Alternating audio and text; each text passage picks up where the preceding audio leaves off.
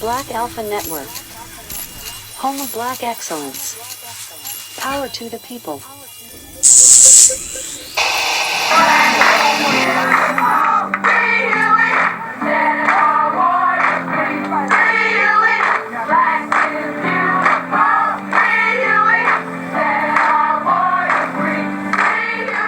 All my life, grinding all my life. Sacrifice, hustle paid the price. And since we paying the price, family, then you know you gotta have them receipts. And if you have them receipts, you can't just give somebody half a receipt, kinda a receipt. You gotta give them the whole receipt. You gotta give them all the receipts. You gotta put them on the table. And it ain't that hard, and it ain't that difficult. It ain't that complex. All you got to do is call out some shit when you see it. Especially when you see the same bullshit by the same people at the same time. Yes, I tell you, it was a sad day on Saturday. All hope seemed to be lost. Representatives were thrown out of the state house. Democracy seemed to be at its end. Seemed like the NRA and gun lobbyists might win. But oh, that was good news for us. What the I fuck? don't know how long this Saturday in the state of Tennessee might last. But oh, we have good news, folks. We've got good news that Sunday always comes. Resurrection is a promise. Hold the fuck up. When I say you see that same bullshit and you call it out when you see it, we calling out that bullshit right there. I don't give a fuck what nobody says. We ain't having nobody come in here and try to tell us we didn't just see what we just saw. We ain't just hear what we just heard. There ain't nothing here, folk. Move along. Fuck that. Stop. Park. We gonna G-check that shit right now. But before we do that, certified salute to the Black Alpha Network family, certified 100, certified Black Society, my foundational Black American family tree. Where y'all at right now? Post it in the comments, post it in the chat. I want to know where you are. I want to know how you living. I want to know how you feeling. So let me know what state, town, county, region you representing from. Certified salute directly to you. Let's continue to put in our work. Y'all make sure y'all smash that like button, share this video, and subscribe to the Black Alpha Network, cause we on fire and we G-checking. And we got to start G-checking with these fake ass Democratic shills, these fake ass pastors, deacons, these folks straight out of the 1960s, straight out of the Chitlin circuit, straight out of a black exploitation film. That I'm gonna get you, sucker. That bull jive turkey shit. We gonna get to it, family. And everybody who's coming at foundational Black Americans is gonna catch that foundational Black American work, because that's just the way the game is played. And we always play to win. That part, that's a fact. So let's continue to go ahead and break this down, and let's continue to explain how Democratic shills are not good out here in these streets. And it is a prophecy. It's a prophecy that came out of the cotton fields. It's a prophecy that came out of the lynching tree. It's a prophecy that still lives in each and every one of us in order to make the state of Tennessee the place that it ought to be. And so I've still got hope, because I know we are still here and we will never quit. What the fuck? What the fuck was that? Did he say arms? Family, I'm telling you. Did he just say arms? The arms nose? I promise you he did. He went straight eye bucking. He went straight tap dancing. He went full slave. He said, cause arms nose. That motherfucker put 3 Z's at the end of eye, and he put 3 Z's at the end of nose. Because arms nose. Well, Weez knows that you's a goddamn coon. It's a prophecy that still lives in each and every one of us in order to make the state of Tennessee the place that it ought to be. Here it comes. So I've still got hope, because I know we are still here and we will never quit. Will.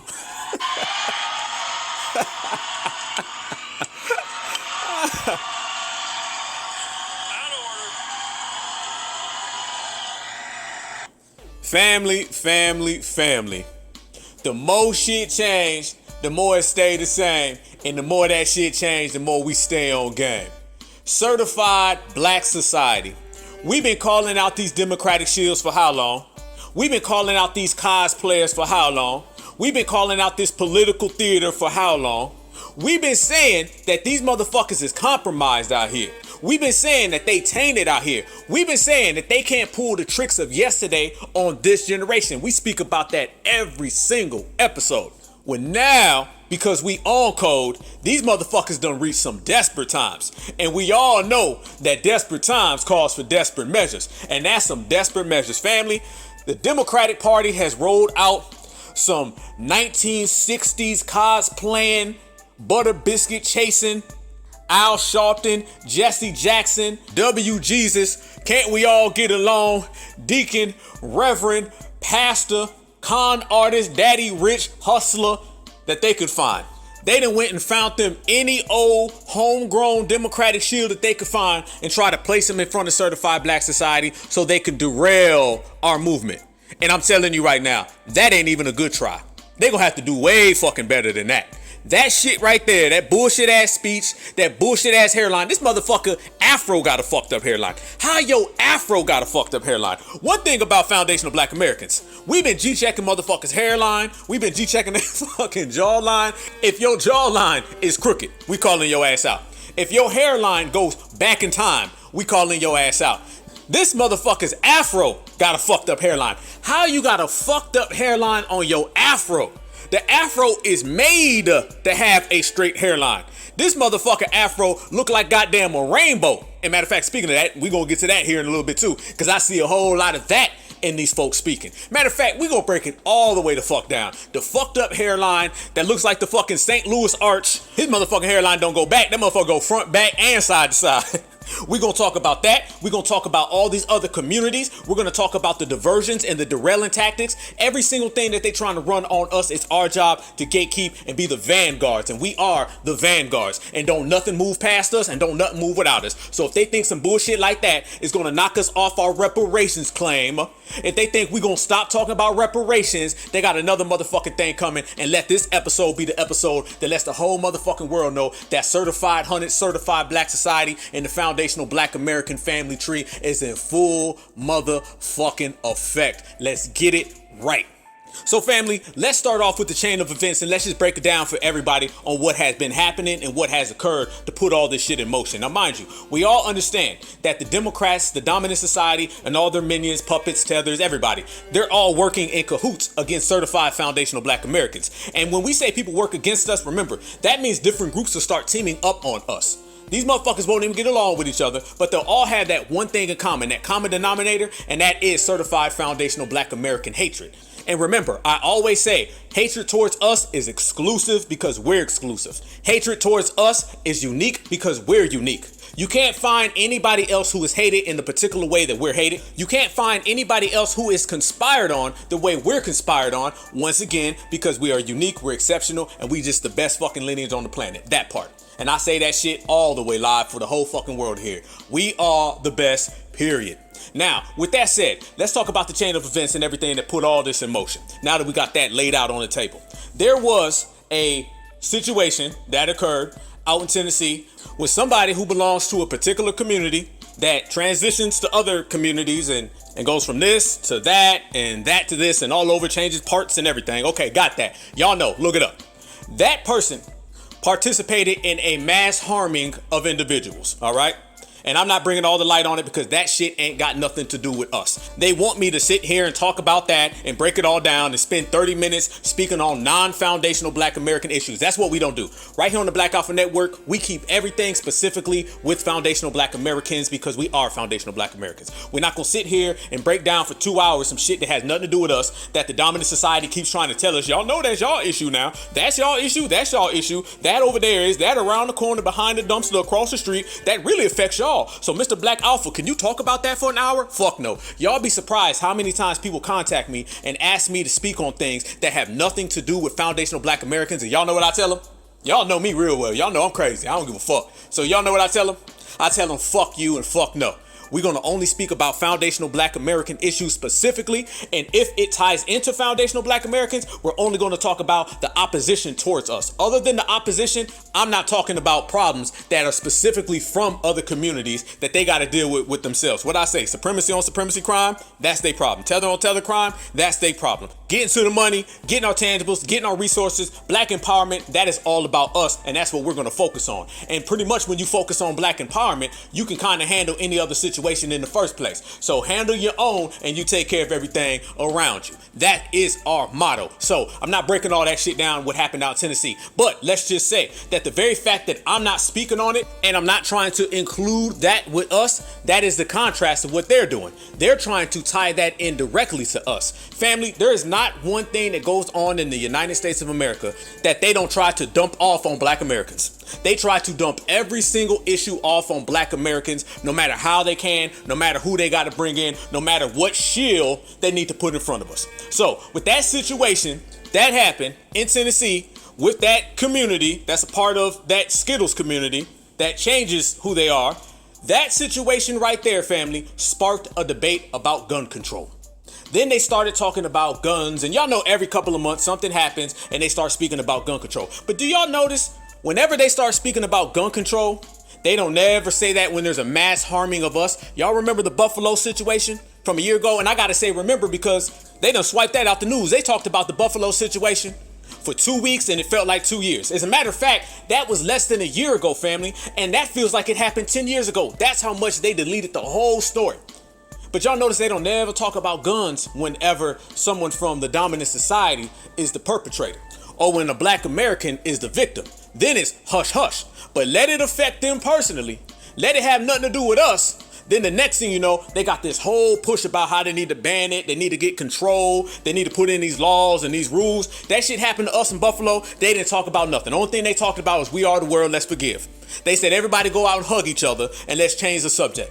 But that's another issue for another day and something that we already know about. So this situation popped off in Tennessee and it sparked the gun control, which happens every couple months. Right after that happened, in the Tennessee legislature, you had the Republicans, the House Republicans. I guess they got together and they said, let's expel these two black, kind of black, if you want to call them that, these two black-ish, with the emphasis on ish, and we're going to break down these guys, where your family from, because their lineage is in real question. But it was your typical Republican versus Democrat shit. That's all it was. You got the Republicans and the Democrats doing a typical back and forth, whether it's the minions of the Democrats, the minions of the Republicans, the puppets, whoever the fuck. It's your typical dominant society sponsored political parties going after each other about weapons. They've been doing this shit for fucking years. But what the fuck do the Democrats do every time this happens? They try to make it a black issue. They try to come out and say how this affects the black community. This is an assault on black rights. This is an assault on the black lineage. This is an assault on black history. They start pulling out Martin Luther King. They start pulling out Rosa Parks. They start pulling out Al Sharpton and Jesse Jackson. Barack Obama showed up. Joe Biden came through. Kamala Harris came back from Africa and went to Tennessee. Ain't none of these motherfuckers right here today talked about reparations. We have reparations hearings all across this country. They ain't spoke about them. We all attended a reparations rally in Washington, D.C., right down the street from the White House. Joe Biden could have jumped in his hover round and slid to that motherfucker. They didn't speak or promote it at all. But let this be some cosplaying of black civil rights, then all these motherfuckers show up. You remember they just had the wheelchairs on Washington? The 229th fucking year anniversary? These folks are out here protesting on the anniversary of some shit they protested on in the 1960s. But they ain't got no time for reparations today. They ain't got no time for tangibles today. They ain't got no time for resources today. The black agenda today. They only want to serve black folks from 60 years ago. That is it. They are always trying to get us to live in the past, because if you live in the past, that's what keeps you behind today. So we are out here being bombarded with all these fucking shills popping up. It's the same cast of characters. We don't have to guess who these motherfuckers is. We don't have to guess what type of bullshit they on, because we done seen this political theater before and they only run this on us. When it come to everybody else, there ain't no acting. There ain't no sit-in. Family, they having sit-ins. They having sit-ins right now. No bullshitting. These motherfuckers is pulling out the same fucking script. They gonna sing, they gonna pray, and they gonna have a sit-in. But when it come to other groups, oh, you ain't gonna see none of that, because they gonna be behind the scenes signing deals. They gonna be making laws expediently, ASAP, on point. You didn't see no singing and dancing when that other group got their hate crime law on Joe Biden's first day. You ain't see no singing and dancing. What about all the money going to the Ukraine? Did you see any sit-ins for that? Or did you just hear about the money being spent? What about the money to the Afghan refugees? Did you hear any prayer about that? Or did you just see the check being written? All the money being spent and sent on immigration? Did you hear anybody having to sit in? Did you hear any songs being sung? And did you hear any prayers? No, motherfucking no. Only thing you knew was that some money got spent. See, when it comes to other groups, we don't even hear about it until the check is written. It's only with black folks do you see this long drawn out public theater.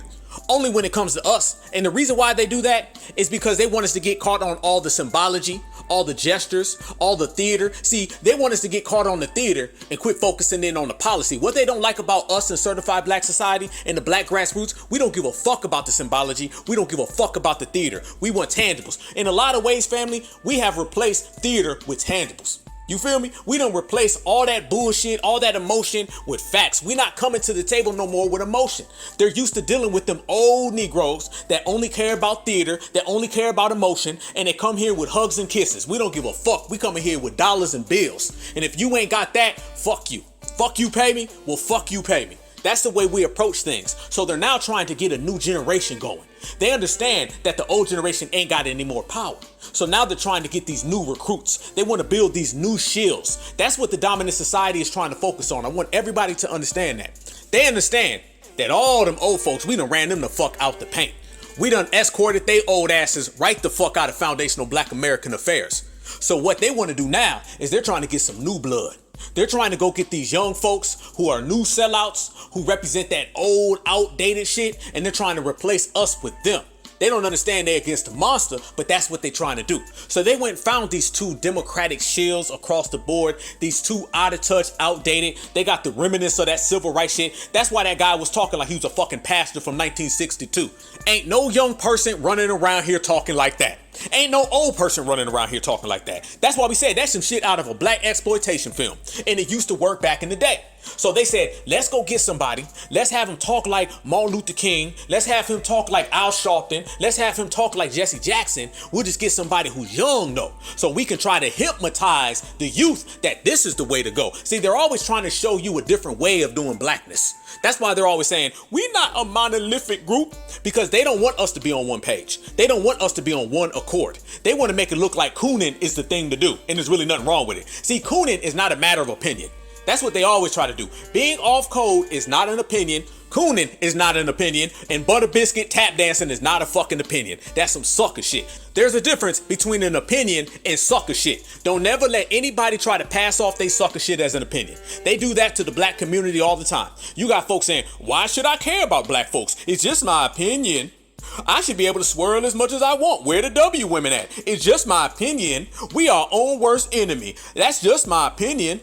That's the number one excuse when somebody is trying to go off code. They try to opinionate it. It ain't no motherfucking opinion. It's either on or off. It's winners or losers. It's certified or counterfeit. And they don't like the very fact that we've actually identified that in this era. We put that line in the sand and said either you bout it or you not.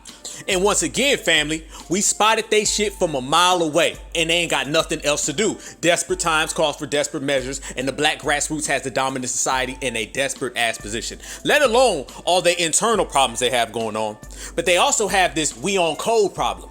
So we're going to peep out this whole desperate tactic that they're doing of trying to go get these 1962 black deacons to come talk to us. You know what I'm saying? That type of bullshit they on. See, the civil rights class, they had 60 years to try to come up with somebody new. Believe me, they've been trying to groom some successors, but it ain't ever worked because we've been on some whole different shit. And now they're like, yo, we got these people right here. We got these folks right here. We got some new politicians that we're going to put in position. They already got the Angela Rise. Don't nobody fuck with her. They already got the Broken Buck Kari Sellers. Don't nobody fuck with him. Vanessa Jones. Nobody fucks with him. Y'all remember Gillum? Remember that? Gillum, the guy that got caught in that hotel with Zaddy getting knocked off? Remember that shit? They was trying to give us Gillum one day. They was trying to make him like the all-black Barack Obama, didn't they? Till they found him and Zaddy in that hotel room getting knocked off. And remember, they tried to bring him back. They thought they was going to wait a little bit, wait like 6 months to a year, and then do the I'm sorry interview with him and his wife. Remember him and his wife came back and they did that interview and they was holding hands and he was doing the whole rehab thing. That's what they try to do. You have somebody who gets exposed, they do a fake interview talking about rehab, and then they try to thrust them back upon the black community. We rejected that motherfucker the first time, damn sure rejected him the second time. We was like, hell no. Hell motherfucking no. You and your male escort, y'all can go back into that hotel and reenact all them buck-breaking scenes that you want to, but you ain't coming around black society no more. And guess what we did? We rejected that motherfucker. We have rejected everybody they put in front of us. Black Lives Matter. Sean Queen, Tamika, Cadillac Mallory. When was the last time you seen her ass? She don't even show her face around us no more. Where her old feminism is worse than racism ass. Y'all remember when she said this? Vice President Biden has invested and been a part of some of the most dangerous and detrimental things that have happened to black people in this country. But I do believe that we can all grow, we can all evolve, and I hope this is a moment when we're going to see something different happen, especially if we win the 2 Senate seats in Georgia.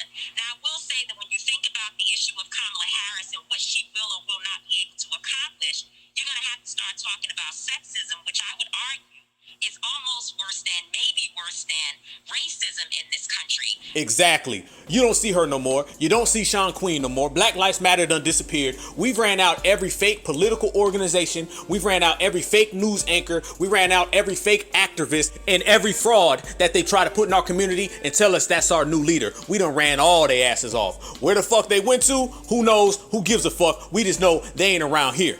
So now they see a golden opportunity with these 2 clowns in Tennessee. And you see these folks is willingly being paraded around. I say this and I'll say it 100 times. I don't trust any politician or any person that willingly gets paraded around by the dominant society, especially somebody who gets paraded around by the Democratic Party, because we done seen this movie before. You ain't got to sit back and wait to the end if you already seen the movie. We gonna fast forward to the motherfucking end, to the part where we say, fuck you, get out of Dodge. That's what the fuck we doing, and we gonna consistently doing, and that's why we pissing everybody off. So they went and found these 2 guys, and they said, we can build them up. Let's make them the new civil rights leaders. Let's have them talk with a civil rights accent.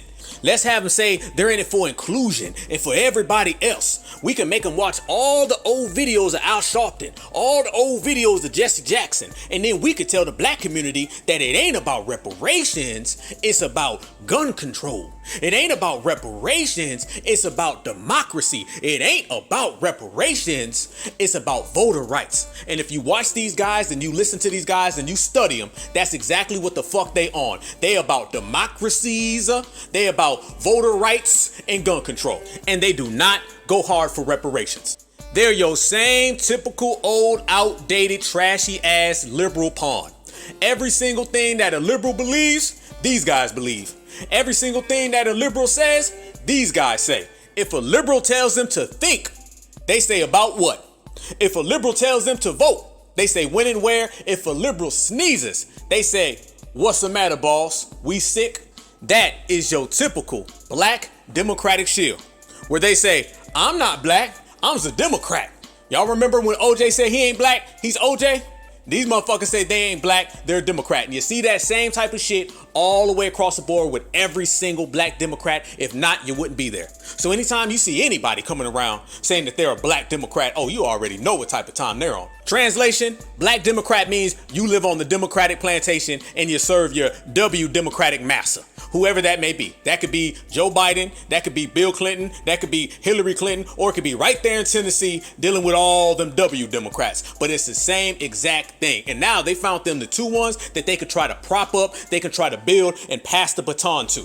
But they gonna have a hard motherfucking time with that, because these dudes don't represent nothing that the black grassroots represents. Listen to these motherfuckers talk. Listen to how they fucking speak, the way they conduct themselves. We see these motherfuckers from a mile away, fuck a mile away. We see these motherfuckers from 100 miles away. They cannot come to us with that type of bullshit. We've been on game and calling these motherfuckers out from day one. Soon as the story popped up, brothers and sisters was side-eyeing that shit quick. We was like, first off, where your family from? Because we know the Democrats really only fuck with you if you black, if your ass is a tether.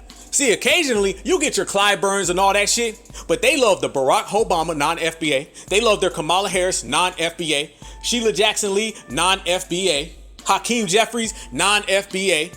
That little White House press secretary lady, I don't even know her fucking name, never will know it, don't care to know it. All I know is that she's non-FBA. So you're only going to raise in the files of the Democratic Party is if you're a tether. Now, if you're somebody like Clyburn, they don't mind keeping around for 399 years, getting the same old black folks to vote for fish fry. They'll keep you around there. They got a good little place for you, boy, if you're staying there. But if you really want to rise up the ranks of the Democratic Party, oh, they need a tether. Oh, they look for tethers first. Tether is a number one option when it comes to the Democratic Party. They'll take a homegrown coon, yep, but they'd rather prefer a foreign tether coon. Why? It's because they need somebody to help them out with their erasure of our culture. And the tether, as I always say, is the number one recruit. And plus, a tether, shut the fuck up and listen. And they need the tethers to always go give that immigrant speech. You notice they all have. Kamala Harris is giving the immigrant speech. Listen. My mother and father, they came from opposite sides of the world to arrive in America. One from India and the other from Jamaica, in search of a world-class education. But what brought them together was the civil rights movement of the 1960s. And that's how they met as students in the streets of Oakland, marching and shouting for this thing called justice, in a struggle that continues today. Barack Obama has given an immigrant speech. Listen. Bariako, over the years I've been greatly moved by the warmth and spirit, the strength and resolve of the Kenyan people. And I've been grateful for my connection to Kenya, and the way you've welcomed me and my family to your beautiful country. From my father's village in Alego to bustling Nairobi. And they'll always promote that anytime they put a tether in high position, just like the White House press secretary lady. Born in the French Caribbean territory of Martinique to Haitian parents, the 44-year-old, a historic choice for White House press secretary. Karine Jean-Pierre, the deputy press secretary, was offered the job by President Joe Biden on Thursday. Hi, everybody. She accepted and will become the first black woman and the first out LGBTQ+ person to serve in the role. This is a historic moment, and it's not lost on me. I understand how important it is for so many people out there, so many different communities that I stand on their shoulders, and I have been throughout my career. And so it is an honor and a privilege to be behind. So anytime you catch that right there, you already know this is somebody that they're trying to build. This is somebody they're trying to give that promotion to. They want to give them that tether promotion. Come on over here, Mr. Tether Man. I got some place for you right here in the Democratic Party. In the same exact way that they're trying to bring in all these tethers through immigration, that's the same way they're trying to integrate the Democratic Party with a bunch of tethers, and it's been going on for a long time. So they found these two guys, and we was questioning these motherfuckers from the rip. So salute to the family. That's one thing about the black grassroots. I'm telling y'all, a motherfucker can't get nothing off on us that is fraudulent. We was looking at these motherfuckers side-eye from the jump. How many of y'all sat back and seen this story and didn't say shit? You were just watching it. Motherfuckers was jumping at it too, saying, man, Tennessee 3, y'all. Motherfuckers are out there hashtagging that shit. Didn't even know the story. All they heard was, evil's bad Republicans is trying to take shows democracies away. That same old outdated talking point. Because that's the bullshit that they used to always tell you. They always got to give you the 50-50. The good supremacists, the bad supremacists. The good one is going to take all the bad ones away. And that's really what they think. Let's be motherfucking real. All these black Democrats, they've been voting the Democratic Party blindly for 60 years because the Democrats have been promising them that they the good savior who gonna save you from all the bads ones. The Democrats have been telling black folks that they are the good W's and all the Republicans are bad W's. And if you just vote for them, then they gonna get rid of all supremacies. That's why the average motherfucker in America, when they think of racism, they think of a Republican. And when they think of non-racist, they think of a Democrat. And we were the first generation to step up and say, nah. Stop that, partner. Both the motherfuckers is racist. They're just two different heads of the same supremacist snake. Family, who the fuck said that before we did?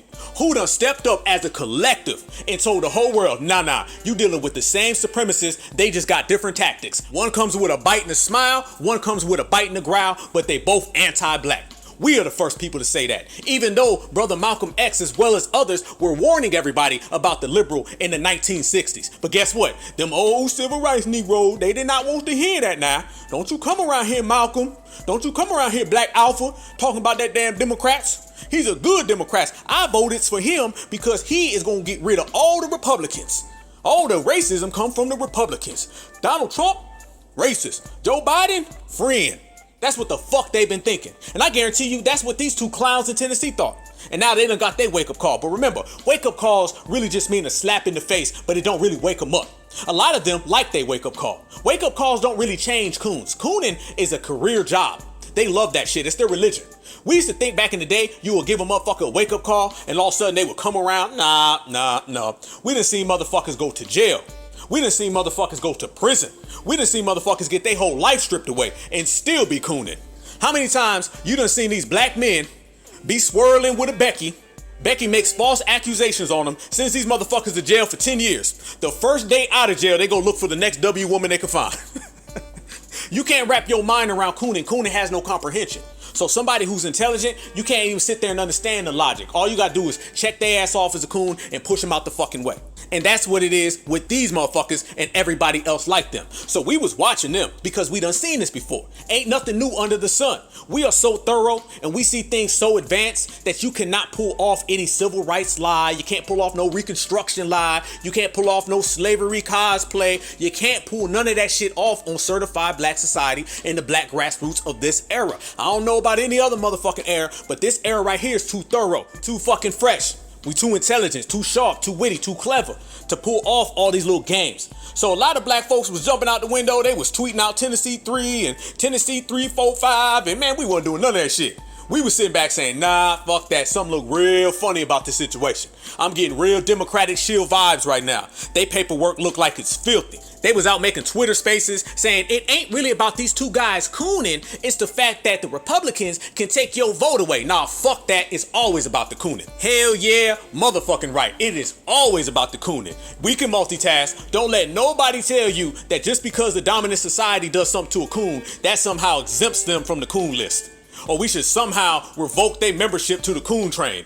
We should be nice on them because the dominant society was mean to them. Fuck that. We are intelligent enough to know that the dominant society sees everybody as one big N-I-double-G hard E-R. We know that. And just because the coon don't know that, or he knows that and don't care, that's his motherfucking problem. It is always about the fucking cooning. A W being mean to a coon does not mean that we need to be nice for him, does not mean that we need to cape for him, does not mean that we need to give him any type of motherfucking pass. So I don't give a fuck what happened in Tennessee to these two guys, because when I look at them, I see Democratic shield, Democratic shield, Democratic shield, and they gonna be treated like one regardless. Shit, my motto is cooning is as cooning does, and the motherfucker is who you thought they was. It ain't that deep. When you see a coon, spot him out, point him out, you already got your answer.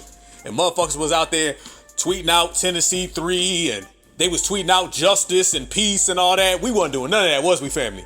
We was sitting back waiting till the vibes was right. There ain't nothing wrong with waiting till the vibes is right. You ain't got to be the first motherfucker to speak on something, to break the story. You ain't got to be that. Find out what you got to find out, see what you got to see, and then speak on it. Because a lot of black folks, let's be 100, all they saw was evil, racist Republicans, and they saw good savior Democrats, and that's all the fuck they needed to see. And they started jumping and saying, man, this is wrong now. And they start trying to divert the whole point of the situation. See, to me, cooning is always in the middle. It's always cooning. Everything else revolves around cooning because we know how detrimental coons have been to our society. You talking about coons that literally stopped us from getting free. They snitched on every fucking black revolt in the world. And now folks want to be nice to them. I ain't being nice to no motherfucking off-code coon, period. No Democratic shield, period. Fucking both. Each one of them is on the opposite side of my people's real justice. So therefore, they're going to have a problem with the real people. And there ain't no shame in that shit. You know what it is, family. How long they been trying to shame us into being nice to coons? How long? They be out there saying, well, we all's black. Nah, fuck that. We black, they blank. They ain't got nothing in the middle. Hollow as fuck and we solid. And that's what it boils down to. I tell people all the time, either you're going to enforce the code or you don't have a code. That's it. You can't not enforce a code and expect to have one. The number one rule of a code is to enforce it. The number one enforcement is enforcing it upon people who do not live it out. Everybody talks about your ancestors died for the right to do this. Your ancestors died for the right to do that.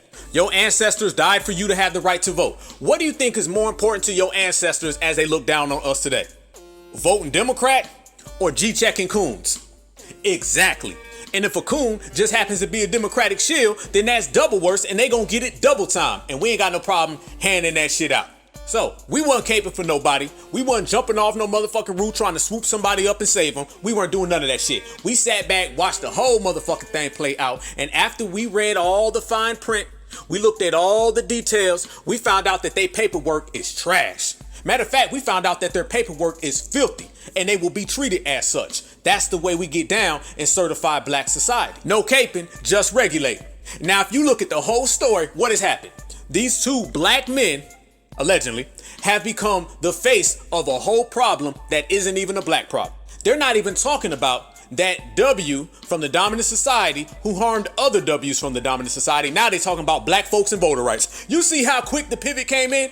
And you see why we don't just jump and start caping for motherfuckers? It's because of shit like that. We see through it. So now they not even talking about them. They talking about how weapons affect the black community. This shit done turned into what's wrong with black folks? What about black on black crime? You hearing black on black crime in a situation that started with everything except for black people. But that's what happens when these motherfuckers get paraded around. And they was being extra as hell. Extra as hell. And we was sitting there watching some of these goddamn videos pop out and these fake ass speeches they was giving. And motherfuckers was like, is this from 1982? Was this from 1972? When the fuck was this recorded? Because it came across like it was a goddamn joke. How pathetic and how sad it was that these folks was trying to evoke emotion from us by talking like they were in the civil rights movement. Today for Tennessee, because it will signal to the nation that there is no democracy in this state. It will signal to the nation that if it can happen here in Tennessee, it's coming to your state next. And that is why the nation is watching us, what we do here. My prayer to you is that even if you expel me, that you still act to address the crisis of mass shootings. Because if I'm expelled from here, I'll be back out there with the people every week demanding that you act. If you expel me, I'll continue to show up because this issue is too important. I talked to too many students and mothers in tears this week who said, thank you for doing something. And so if you expel me, I recognize that it's not just about expelling me, but it's about expelling the people. Family, why the fuck this motherfucker keep saying the people and together in democracy? What the fuck? These guys, I'm telling y'all, family, the Democrat Party has reached an all-time low, and that's saying some shit, because these motherfuckers woke up at the bottom. They have reached an all-time low. This shit is the most pathetic political theater I have ever seen, and I want you to notice, as we say they're trying to prop and build new civil rights successors and trying to get the new generation on board with that bullshit, so they're putting these two guys in the front. I want you to notice how they keep harping on young, because they understand that the youth ain't really fucking with that. The youth is fucking with B1, FBA, Certified Black Society. Ain't nobody running around here relating to Jesse Jackson. That's why when Jesse Jackson or Al Sharpton shows up, nobody comes to see them. The wheelchairs on Washington march that they just had, a couple fucking weeks ago, a month ago, whatever the fuck, wasn't nobody there. The average black person didn't even know that shit was happening.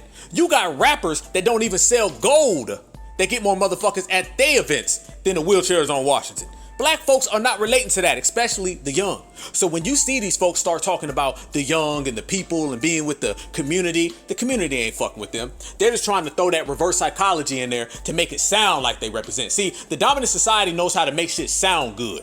They understand, say this, and say this. And typically, they're talking points that we use. So you'll start hearing them say terms like foundational or tangible, but they don't really mean it. They're just trying to make it look like they are us, but they not. So we understand exactly what dude's doing. And by the way, how he talk and how the other guy talk, pathetic. I think their names are, what the fuck is these dudes' names? See what I'm talking about? I don't even know these motherfuckers' names. Let me look, hold on. I don't even know. The motherfucker, I think, okay, the dude with the afro that was talking like a black exploitation film, his name is Justin Pearson. And then the other guy who was talking like this with democracy, he's Justin Jones. And I just see him as Democratic Shills. See, once I know you a coon and I see your coon face, everything else is whatever. I don't give a fuck about learning your name because I already know what type of game you're on. And once you've seen one Democratic Shield, you done seen them all. But it doesn't stop there. As black folks sat the fuck back, we wasn't caping. We wasn't tweeting out their names. We wasn't tweeting out their birthdays. We wasn't tweeting out peace and justice and democracy. We wasn't doing that shit. We wasn't falling for the banana in the tailpipe. We wasn't taking that Democratic Shield bait that a lot of motherfuckers used to take, but we don't take that shit today. We control our own narrative. We make our own stance. And that's what we've been doing. And that's what we're going to continue to fucking do. We started looking at some of their campaign. Some of the things that they campaign on. We want to see reparations. Real reparations. We don't want to hear no soft, vague ass reparations. We want to hear the truth. And when you look at these guys' list of policies that they push, they ain't nothing for foundational black Americans specifically. It's another one of these candidates who have a black face, but their policies are for everybody except for black people. That's what it is. You seen a bunch of Skittles. You seen a bunch of minorities. You seen a bunch of POCs. You didn't see anything for foundational Black Americans, because to them, they want to run that liberal game. Democracy, voter rights. Because the dominant society, they benefit off of voter rights. They know goddamn well reparations benefits us. Why? It's because we're the ones who built this country. Therefore, the check belongs to us. Now, voter rights, that works for them. That works for them because they can always go get some old Negro to go out there and vote for them blindly. And they can always go get some shills like these guys to fancy it up and make it sound good. But like I said, we did our motherfucking research and we found out exactly what we knew we was gonna find out, because we called it right again. FBA is undefeated. Representative Johnson, because we spoke up to elevate the voices of our community to stop the gun violence epidemic in our state. Because we listened to the people and the voices in the gallery. Because we went to the well and we said we need to listen and we need to act on gun control and gun violence. That has led the Republican Party and the leaders of the Tennessee House to seek to expel us. And we need your help. We need you to reach out to them, tell them not to expel us, not to silence the voice of over 200,000 Tennesseans whom we represent and who want us to be advocates for them. We were sent here to serve, and that is the work that we want to continue to do in the State House, and we need your help to do it. Because justice comes when we all work together and advocate for it together. Yeah. How many times did you hear reparations? How many times did you hear gun control? How many times did you hear black or black agenda? How many times did you hear gun control? Now, when you sit back and you look at a poll of issues that affect the black community, black folks say reparations. Y'all remember when the Black Coon Caucus put out that poll and they said, what's the number one issue y'all want us to fight for? And everybody by a landslide said reparations, and then they just acted like they never made the poll. This is what you get with these politicians. So all of that democracy, all of that vote, what does it matter if that's who you're voting for? This is why we go and we get black grassroots candidates. Because these motherfuckers right here, they pretend to be black grassroots candidates. Why do you think they're always talking about the people and about the community? What community are you talking about? Because you know you ain't talking about us. And guess what? We know you ain't talking about us because you don't have any policies that are specific to us. Never allow somebody to say that they speak for you or they speak for the community, but yet they don't have any policies for the community. Only when it comes to foundational Black Americans can a motherfucker get that off. You can't sit there and say that you speak for the minority community, but you don't have any minority plans. You can't sit there and say you speak for feminism, but you ain't got no feminist plans. How the fuck can you sit there and say how you're a part of the community, you're a part of the people, you stand with the people? Then when we say, well, what policies do you have specifically for those people? Those people being foundational Black Americans. Then it turns into, well, them, they, all over there, watch out for those people around the corner. We all is one. Notice he kept talking about we all is one. He starts talking about inclusive. As a matter of fact, as we did our motherfucking research, listen more to this inclusive language. He put out a tweet and he said, the fight for justice and freedom from gun violence and all tyranny, here goes all tyranny, okay, but he ain't say nothing about anti-black racism, no, okay. He said that seeks to destroy democracy, there goes democracy again, is arduous and it will not be short. Yet be encouraged, because when you are on the battlefield, this motherfucker said the battlefield, for what is right and what is just, your help will surely come. Another nothing burger family, a bunch of fucking babble. That is Democratic shield babble. All he did was said a bunch of positive affirmations over and over and over. That sounds just like a fucking pastor. They get out there, they say hope, they say justice. That's Obama. That's that shit with Obama. Obama never said anything in specific in terms of tangibles for us. Nothing that made sense. He just went out there and gave a speech, fancied it up, said hope, justice, freedom, the fight, the battlefield, stand together, we all get together as one family human tree. That's all the fuck he said. And black folks was like, woohoo, yeah, man, that's real shit now. But nothing he said applied to you. These motherfuckers know how to do the runaround. They know how to do the circle jerk. That's exactly what the fuck all of them do when it comes to us. Now, I guarantee you, if you question this man right here about a minority group, he gonna say dollars, bills, specific, he gonna give numbers, he gonna give names, dates, and everything. But when it come to us, all these motherfuckers do is throw out a bunch of church talk. That's it. And this is the motherfucker people were tweeting out Tennessee 3. This is the person people were saying, we need to fight for democracy now because they ain't do it to him, they can do it to all. This is the motherfucker people was caping for. This is the motherfucker people were saying we need to be nice to the coons about. That type of shit. We've seen this political theater before. We've seen the cosplay before. I ain't going down the same road. Family, let me ask y'all a question.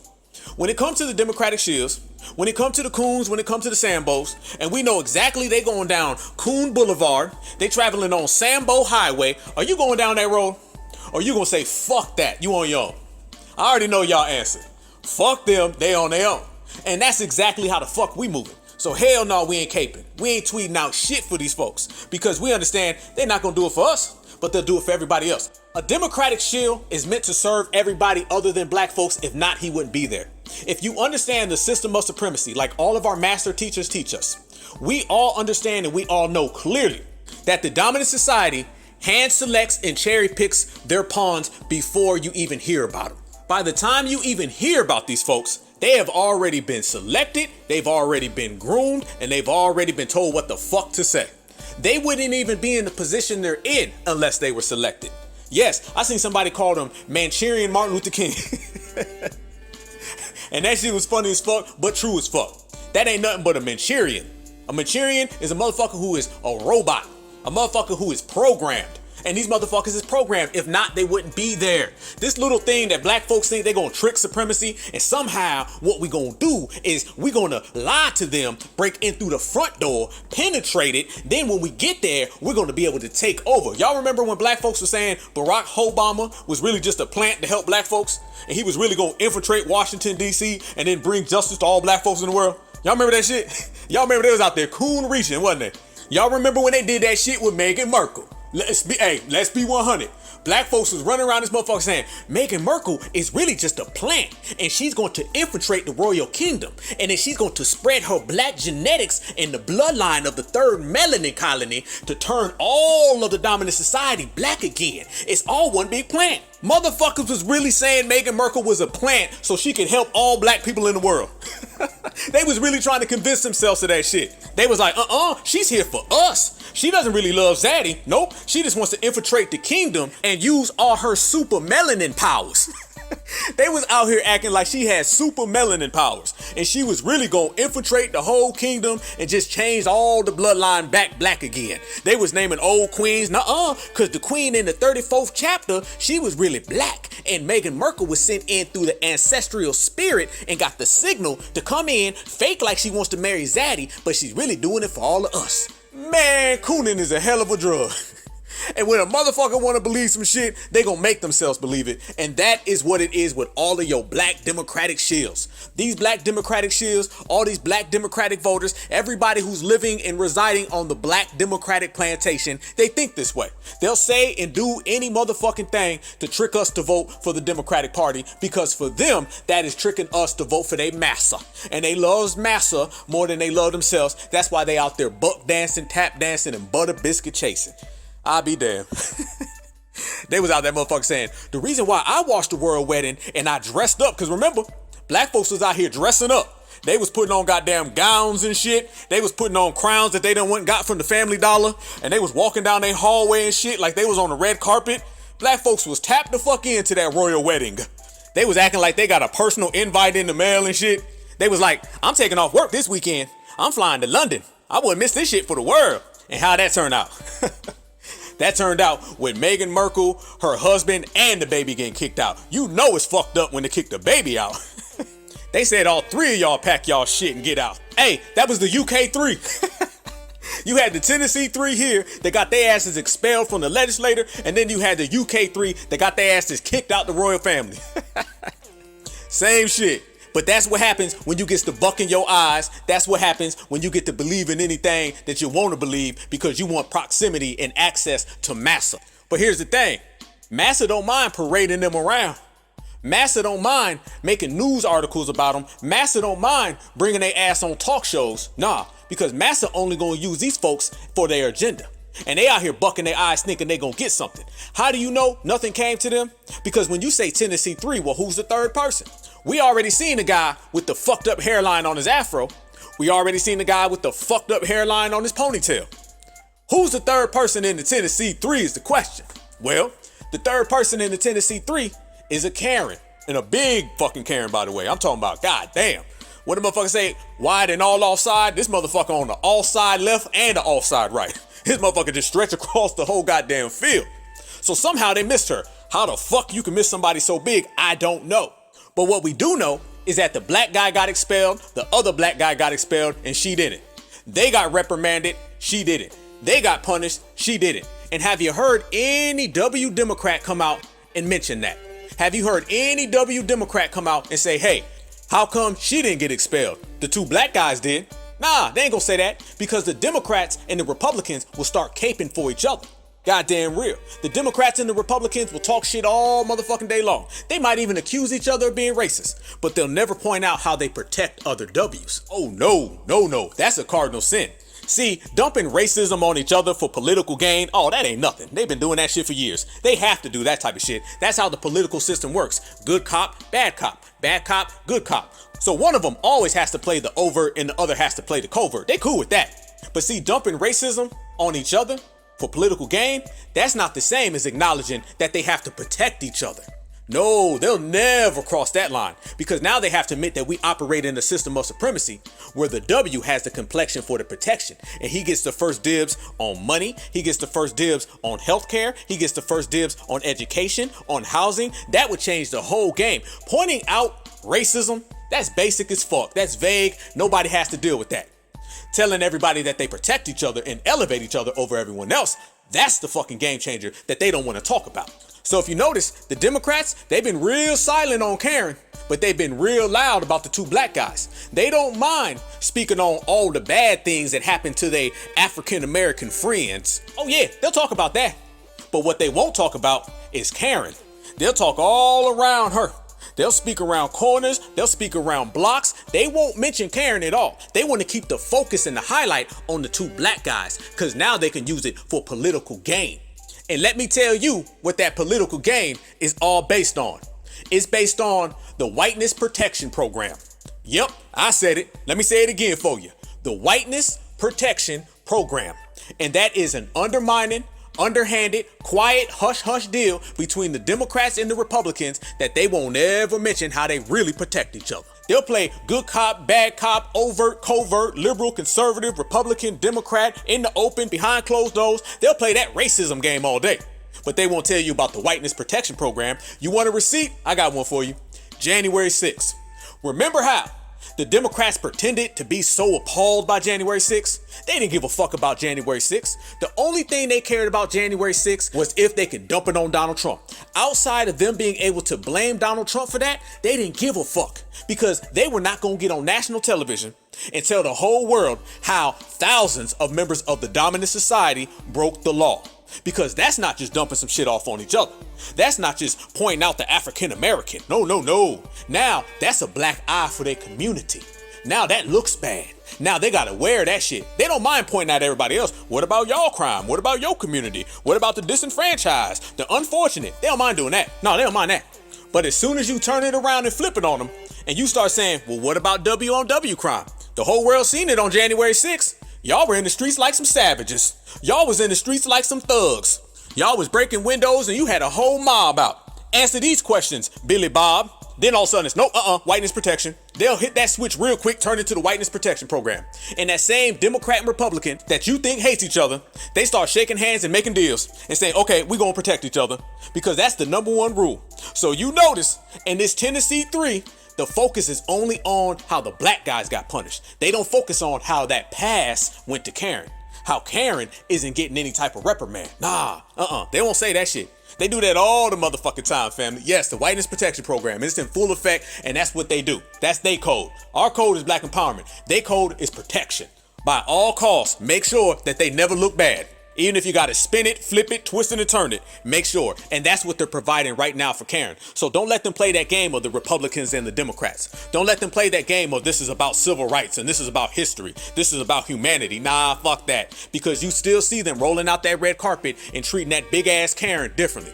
And speaking of that big ass Karen, did y'all see that cooning and buffooning shit when they walked into the state capitol building or whatever the fucking dude had his black power fist up and he was walking? I'm talking about a theater. These motherfuckers was putting on a whole show. But do you notice every time you see these guys, Karen's like holding their hands, walking them through, guiding them. These is two grown ass men.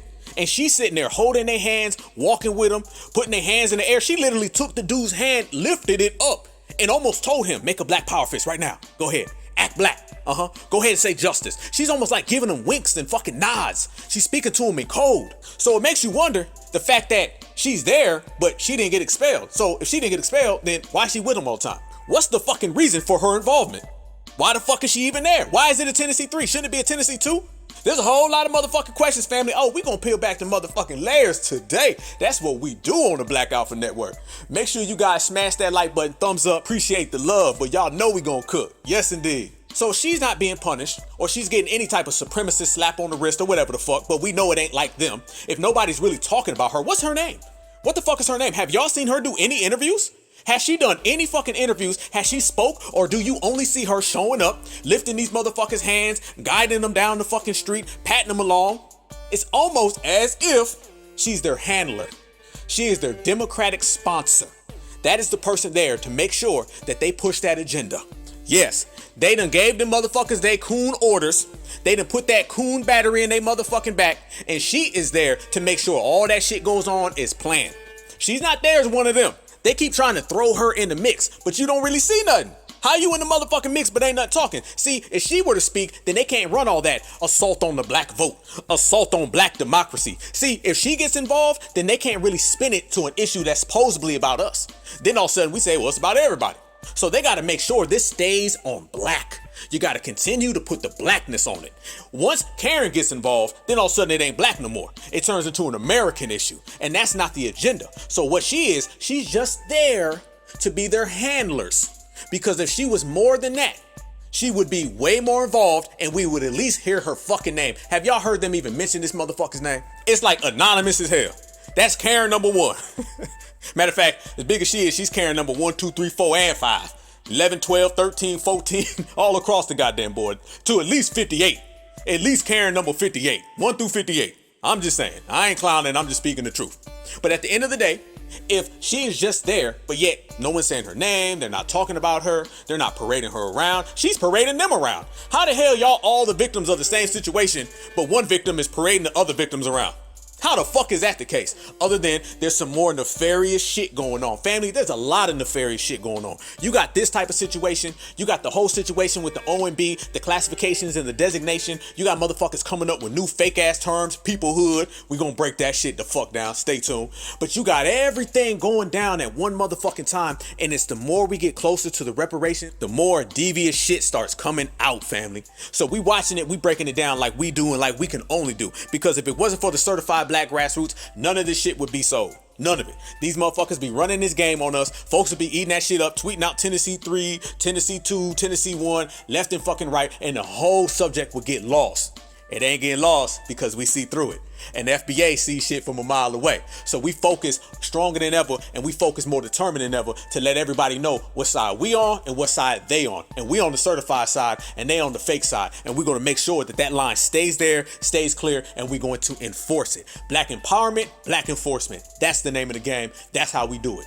And oh man, it don't stop. It don't stop. There's so much fugazi shit going on. Did y'all see all the buffoonery going? I told you they having a sit-in, because you know it ain't right unless some of these Democratic shills have a sit-in. They got to have a sit-in. How the fuck you still doing old, outdated tactics since the 1960s and the motherfuckers didn't work then, don't work now? You got to be out your loony ass mind if you still doing sit-ins in the 21st century. It don't matter. If anything get rough, these motherfuckers hold hands and lay down. If anything gets real, these motherfuckers hold hands and lay down. I'm not lying. I seen John Lewis do a fucking sit-in on the House floor, and every single other politician from every single other race were looking at him and were laughing. They was like, what the fuck are the black politicians doing? We ain't laying down, we ain't sitting down, nothing. They was walking to the back so they can go have a meeting and go sign tangibles for their community. But yet the black folks was holding hands, laying down, and still singing. Singing, we shall overcome, keep your eyes on the prize, people all over the world start a love train. I mean, every fucking thing. And literally, all of the other politicians were laughing at them and walking around them, stepping over them. Nobody took them serious. As much as we don't take them serious, nobody else takes the Coon Caucus serious. So you know this situation wouldn't be right unless these fake jive turkey motherfuckers didn't start to praying. Did you see the video where they were praying, y'all? Did you see it? Did you see how over fucking board that shit was? I mean, this shit was pathetic. It was overboard and it was a goddamn mockery. Embarrassing. They had a guy there and I guess he was leading the prayer, but he was like barking. I didn't know what the fuck he was saying. It wasn't even in English. He was just saying, "Robert, Robert." And then the fucking guy with the twisted hairline, he said, "Hallelujah." Listen, no lie.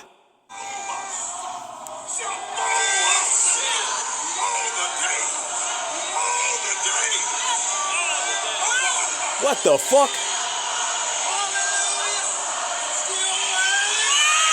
What the fuck?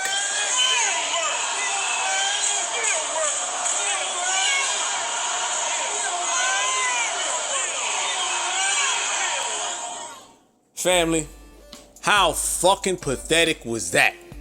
I think, if I'm not mistaken, I could barely make out all that coon language, but I think the motherfuckers was saying, still worthy. Still worthy. Still worthy. This motherfucker saying still worthy. As if his worth was in question because Zaddy told him not to. I'm telling you, all you gotta do is sit back, listen, and these motherfuckers will tell you how it really is. They'll tell you how they really feel. He was basically telling everybody, Zaddy told me I was wrong, but I'm still worthy. Still worthy.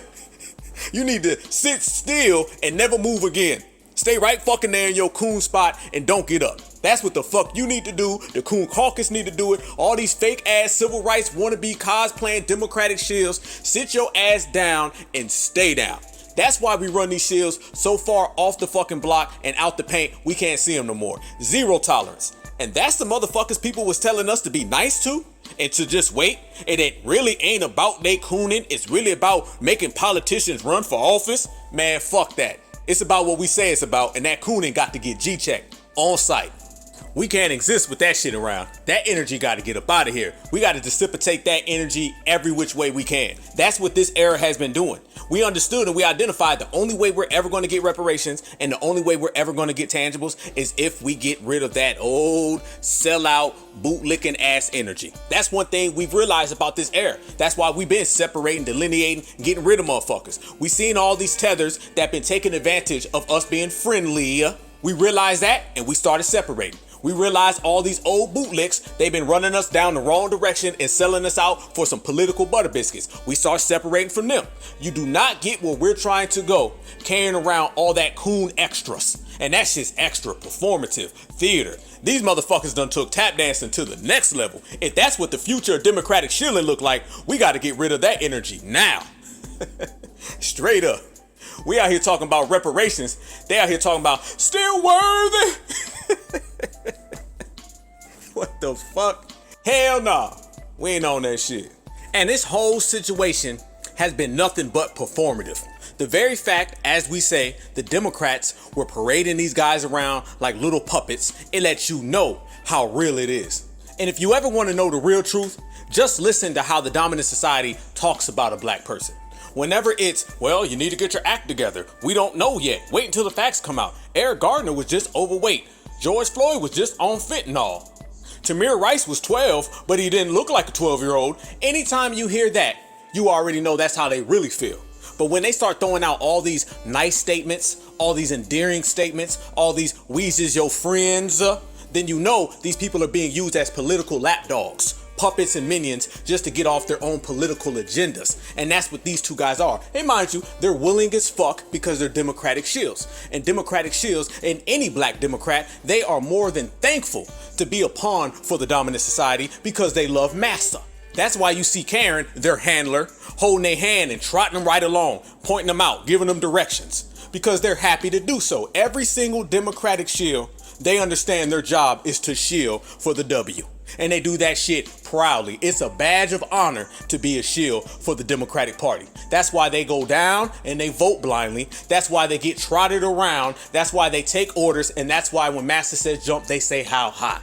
But you can see how they're being used just by how the dominant society's talking about them. Now, mind you, if it has anything to do with a race soldier harming us, they never talk about justice, they never talk about peace, and they never talk about rights. If it has anything to do with reparations, they never talk about justice, they never talk about peace, they never talk about our basic human rights. They throw out excuse after excuse after excuse. But I tell you, when it got something to do with their Democratic Party, then all of a sudden they start acting like freedom fighters. They act like they're so invested. They care so much about black folks. If you want to care about black folks, you can start caring with reparations money. That's where the fuck you can start. I don't need your fake tears. I don't need your fake sympathy or your empathy. You need to start talking about reparations and cash payments. Until then, I don't give a fuck how the dominant society feels. Because what they do is they use our real pain and suffering so they can push off their democratic agendas. Our history of oppression in this country doesn't mean anything to the dominant society other than votes for the Democratic Party. So watch this video right here of some news anchor on MSNBC, a Democratic Shield organization. Listen to how he's acting like this is so serious. This is so important. He ain't never act like this with race soldiers. He ain't never act like this with oppression. But soon as it has something to do with black folks voting blindly for the Democrats, then all of a sudden he goes from supremacist to humanitarian. We had planned to cover several stories for you in this hour tonight.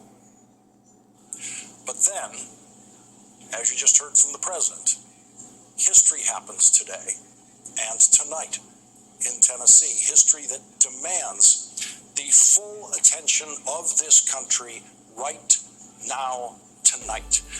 Listen, family, you hear how serious he's acting? He took his glasses off. He was like, we intended to talk about other stories tonight, but this is just so pressing. This is history. They're using all these hyperbolic terms. Like this is history. This is unprecedented. Trying to get us to focus in on everything that's happening. Y'all know goddamn well they don't never talk about that with far more serious issues like reparation, like oppression, like race soldiers unjustly harming black folks in the streets day to day for the last 400 years. But this right here, two Democratic Shills. Oh, this is breaking news. Stop the presses.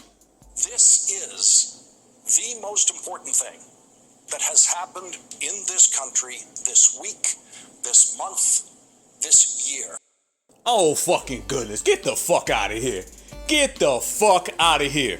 This is the most important thing that has happened in this country this year. Even when an ex-sitting president got indicted for charges, he's telling us, family, certified, foundationals. He's telling us that these Democratic Shills getting expelled for whatever the fuck, it's more important than an ex-US president being indicted on charges. It's more important than the US dollar that's being shunned globally and everybody saying we making our own fucking money. We don't want y'all money no more. This is more important than that. The economic collapse we're all watching. We're watching the US dollar lose value all across the whole fucking world. And he's saying that these two Democratic Shills and their handler Karen getting expelled from legislator in Tennessee is more important than all of those stories. He's basically saying it's more important than all those stories put together. Get the fuck out of here again. This goes to show you that the Democrats will blow up and inflate anything just to get black folks to vote. I told you, when it comes to the black vote, they are desperate. They need it. They will lie, cheat, steal, hook, or crook just to get 3 black folks to vote. And you know why? It's because you can't separate the foundationals from America, and you can't separate America from the foundationals. We are in the front and center of everything. It all revolves around us and point proven again. So yeah, they'll go desperate. That's desperate. You hear that motherfucker talking? That's desperate. That motherfucker don't know what to do. He don't know what to say. He done read his little script and they're saying, make this sound like it's the biggest issue ever. Make this sound bigger than World War III. Because we got to get the black folks. We have to get the black folks. They not falling for our tricks. They not falling for our bullshit. All the games, all the emotion, these fake ass wannabe civil rights Democratic Shills ain't working. What the fuck we gonna do, Mr. Newsman? Go out there and lie to them. So they will come up with any little filthy fucking lie just to get us to vote. It is impossible to exaggerate the historic importance to all of us of what happened tonight in Tennessee. The senior members of our audience have lived through history like this before. They've had this feeling before. But the youngest members of our audience might not be so familiar with it.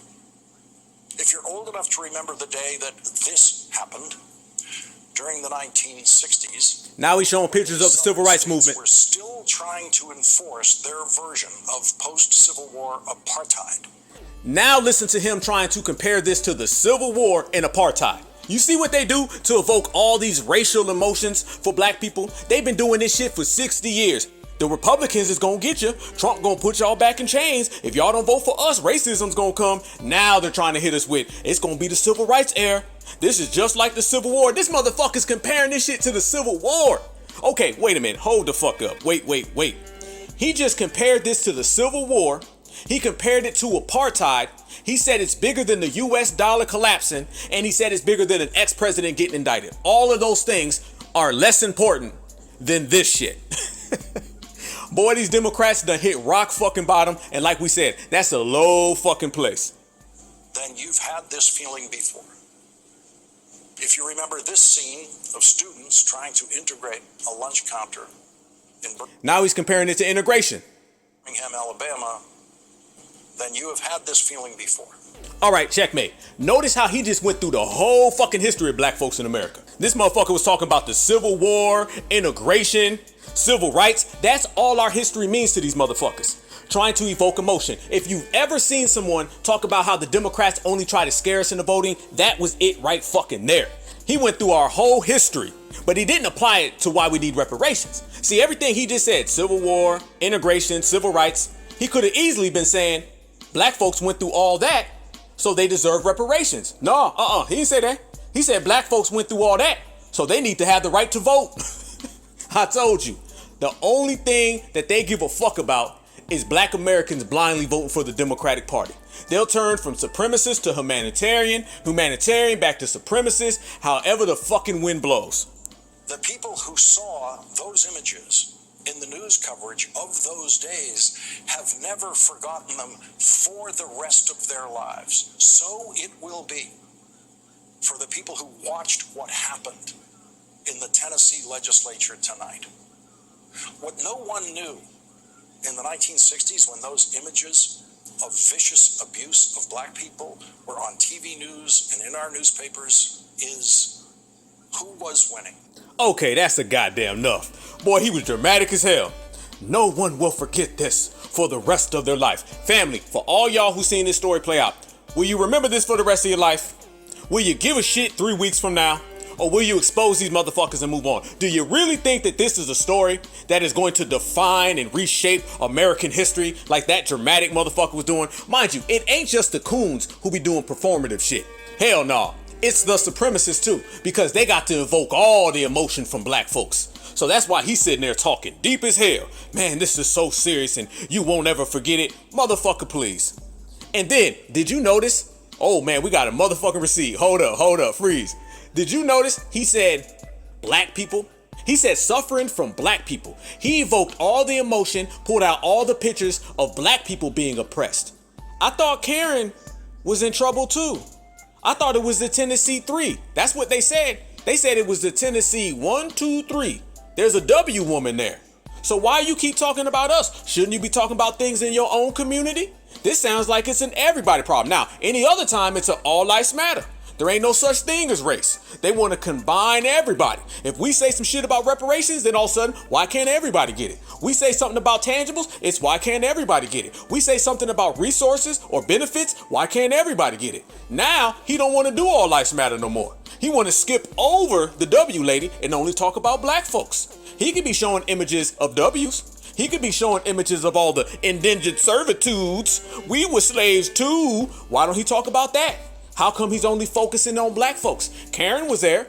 It's the Tennessee 3. That's what they told me. You see how they'll go from humanitarian to supremacist.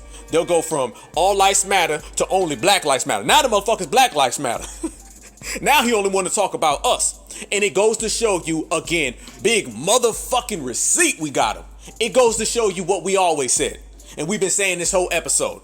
They're trying to make this all about a black issue. They're trying to make this gun rights all about black people. They're trying to put a black face on something that started because the violence in their community. And how do you know we're right? Because he just gave a whole fucking segment and he only talked about blacks and didn't say nothing about them. Check motherfucking mate. Goddamn, we on one. Certified undefeated again. We just sit here and say it and then the shit comes true. Don't be mad at us for being right all the time. Be mad at yourself for always being wrong. We just sat here and said they trying to put a black face on it, And all he did right there was saying civil rights, Jim Crow, black. It's all about black folks, integration. Y'all know what happened to them now. He ain't said a goddamn thing about Karen. You know why? Because he wants to remove Karen from the situation, and he wants to insert black folks, because this is all about putting a face on this, and it's all about evoking black emotions to get black folks to vote, and they're going to use their 2 new Democratic shills with the fucked up hairlines to facilitate it. And speaking about the whole weapons situation, let's make this clear. Not all black folks support a weapons ban, because if anybody needs to protect themselves, it is black Americans. The people who receive the most hate crimes historically. Y'all notice this notion that they're always saying black folks are pro-abortion, and they're also saying black folks want to take away all the weapons and we support all these weapons bans? That ain't the motherfucking case. A lot of black folks love self-defense because we are the people who are historically affected by hate crimes. So this thing where they're trying to disarm us and send out these shills again and say we need to get it away from them. You notice once again, they don't ever go to theirs community and start talking about this, because they know Jethro and Billy Bob gonna say get the hell out of here. They always come to us and say, hey, why don't y'all hand y'all stuff over? Hand over your protection. Give us your protection. I know you need it.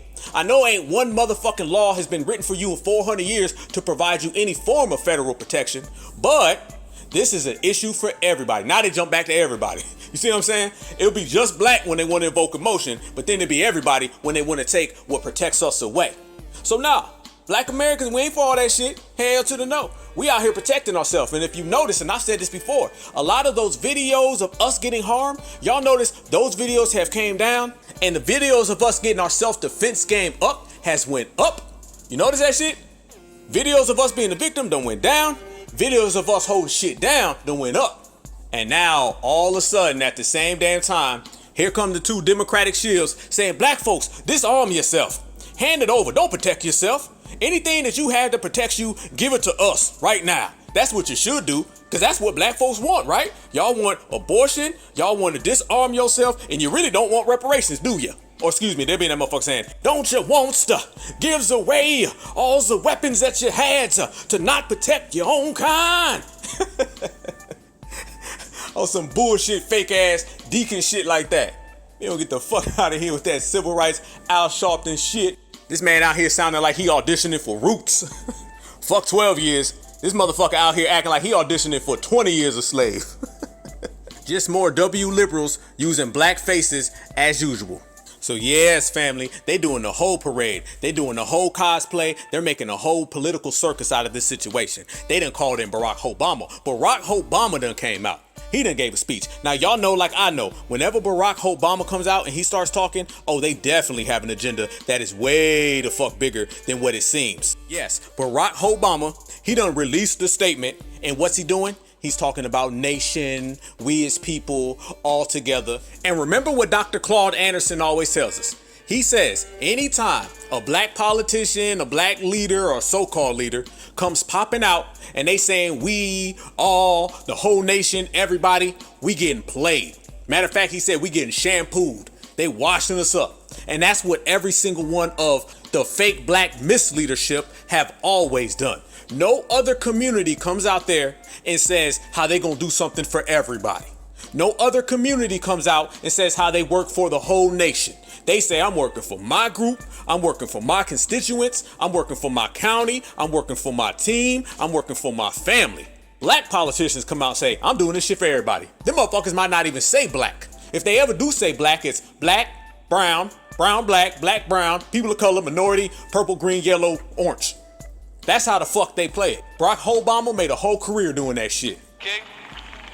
And they're gonna be paid to do it. And they're gonna try to do it also by always blending it in, going back to those terms I told you about earlier. Anytime a black person comes out, start talking about all, we all, you all, poor folk, multicultural, culturally diverse, minorities, you all have been had and been shampooed, okay? That's what it means. Anytime you got a black elected official, or a black civil rights leader, or a black minister, you're gonna represent all the people, you've been had. Your first concern is you take care of your own people first, okay? You have never heard a white person jump up and say he represents all the people. Come to Washington, watch all the white senators come across this country. They say, I come here to represent my constituency, my people, back in my home, in my city, in my state. Only black folk want to represent everybody. That goes back to that slavery bit I told you about earlier. Watch that. When they start talking about all of everyone and everybody, you're through in the country. So watch for them, and when they do it, you all nail them. Nail them up front. Yes, sir. Salute to Dr. Claude Anderson. You see how our master teacher just told us what to look for, told us how to identify it, told us what was coming, and he told us how to handle it. He didn't say handle it by being sweet. He didn't say handle it by putting it on the back burner. He didn't say handle it by giving out coupons, giving out passes, saying it's okay. Nope. He said when you see it, nail it. Yes, sir. Certified salute. We got you. Goddamn right. Boy, I love being a certified. Ain't nothing like it. Ain't nothing like it. So as he said, watch out for the all, watch out for the we, watch out for the they. Anybody who's not being specific about our lineage, heritage, and our culture is an op. And we identify an op every time we see him. And that goes from Barack Obama, that goes to Kamala Harris, and that goes for the Tennessee Shills. See ya. Once again, trying to deflect our minds off of reparations for black people to all lives matter for the whole country. He says, this nation was built on peaceful protest. No elected official should lose their job simply for raising their voice, especially when they're doing it on behalf of our children. Okay. Notice he hit the R and he put the we's and the days and the nation. Don't say shit. That man ain't said nothing about reparations. When you start talking about reparations for foundational black Americans, which is the most prominent issue in the country that we have forced people to actually talk about, to speak about, and to acknowledge, that man ain't said a goddamn thing. I'm talking about nothing. He hasn't mentioned reparations at all. This motherfucker has been running from the reparations subject. Track star. But when this situation happened, this motherfucker put out a statement the very next day. His ass was there ASAP. He had to talk on that. Oh yeah, real fast. Matter of fact, he had a whole second part to that statement. He said, what happened in Tennessee is the latest example of a broader erosion of civility and democratic norms. Silencing those who disagree with us is a sign of weakness, not strength, and it won't lead to progress. Once again, they're trying to tie that into the whole voter rights thing. Mind you, voter rights is not for foundational black Americans, it's for illegal aliens. We've been saying that. The new black media has been breaking that down. At this point, it is clear. They want foundational black Americans to pick up that mantle and go fight for illegal aliens to have the rights to vote. But they're not going to tell us it's about them. They're going to make it look like it's about us. They're going to say, your right to vote is under assault. Your ancestors died for you to have the right to vote. Martin Luther King dreamed for you to have the right to vote. Y'all needs to do something to stop these evil, racist Republicans. Good cop, bad cop again. Good cop, bad cop, overt, covert again. I told you, they don't mind dumping racism on each other for political gain. They just ain't gonna talk about that whiteness protection program that they both participate in. Moving on, they gonna say this is all about your ancestors. If y'all don't go do something, it's all in trouble. And as soon as black folks pick up that issue and then make something happen, they'll find out that you had voter rights as a black person all along. It was really about illegals. And the Democrats are gonna say, hey, thanks for all that, get the fuck out of here. Just like they do after every election. But they got a problem. They ran into a block.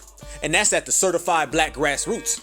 We're the ones out here calling it out. See, they thought that this shit would move along way quicker. They thought they'd have this whole illegal aliens could vote shit done a long time ago. But the certified black grassroots, we've been calling that shit the fuck out. And we've been telling black folks, why are you fighting for voter rights that you've had since the 1960s? This is how pathetic the Democratic Party is, family. They will have you fighting for some shit that you've had since the 60s. You out here fighting for money that you already got in the bank. You out here fighting for a car that's already in your driveway.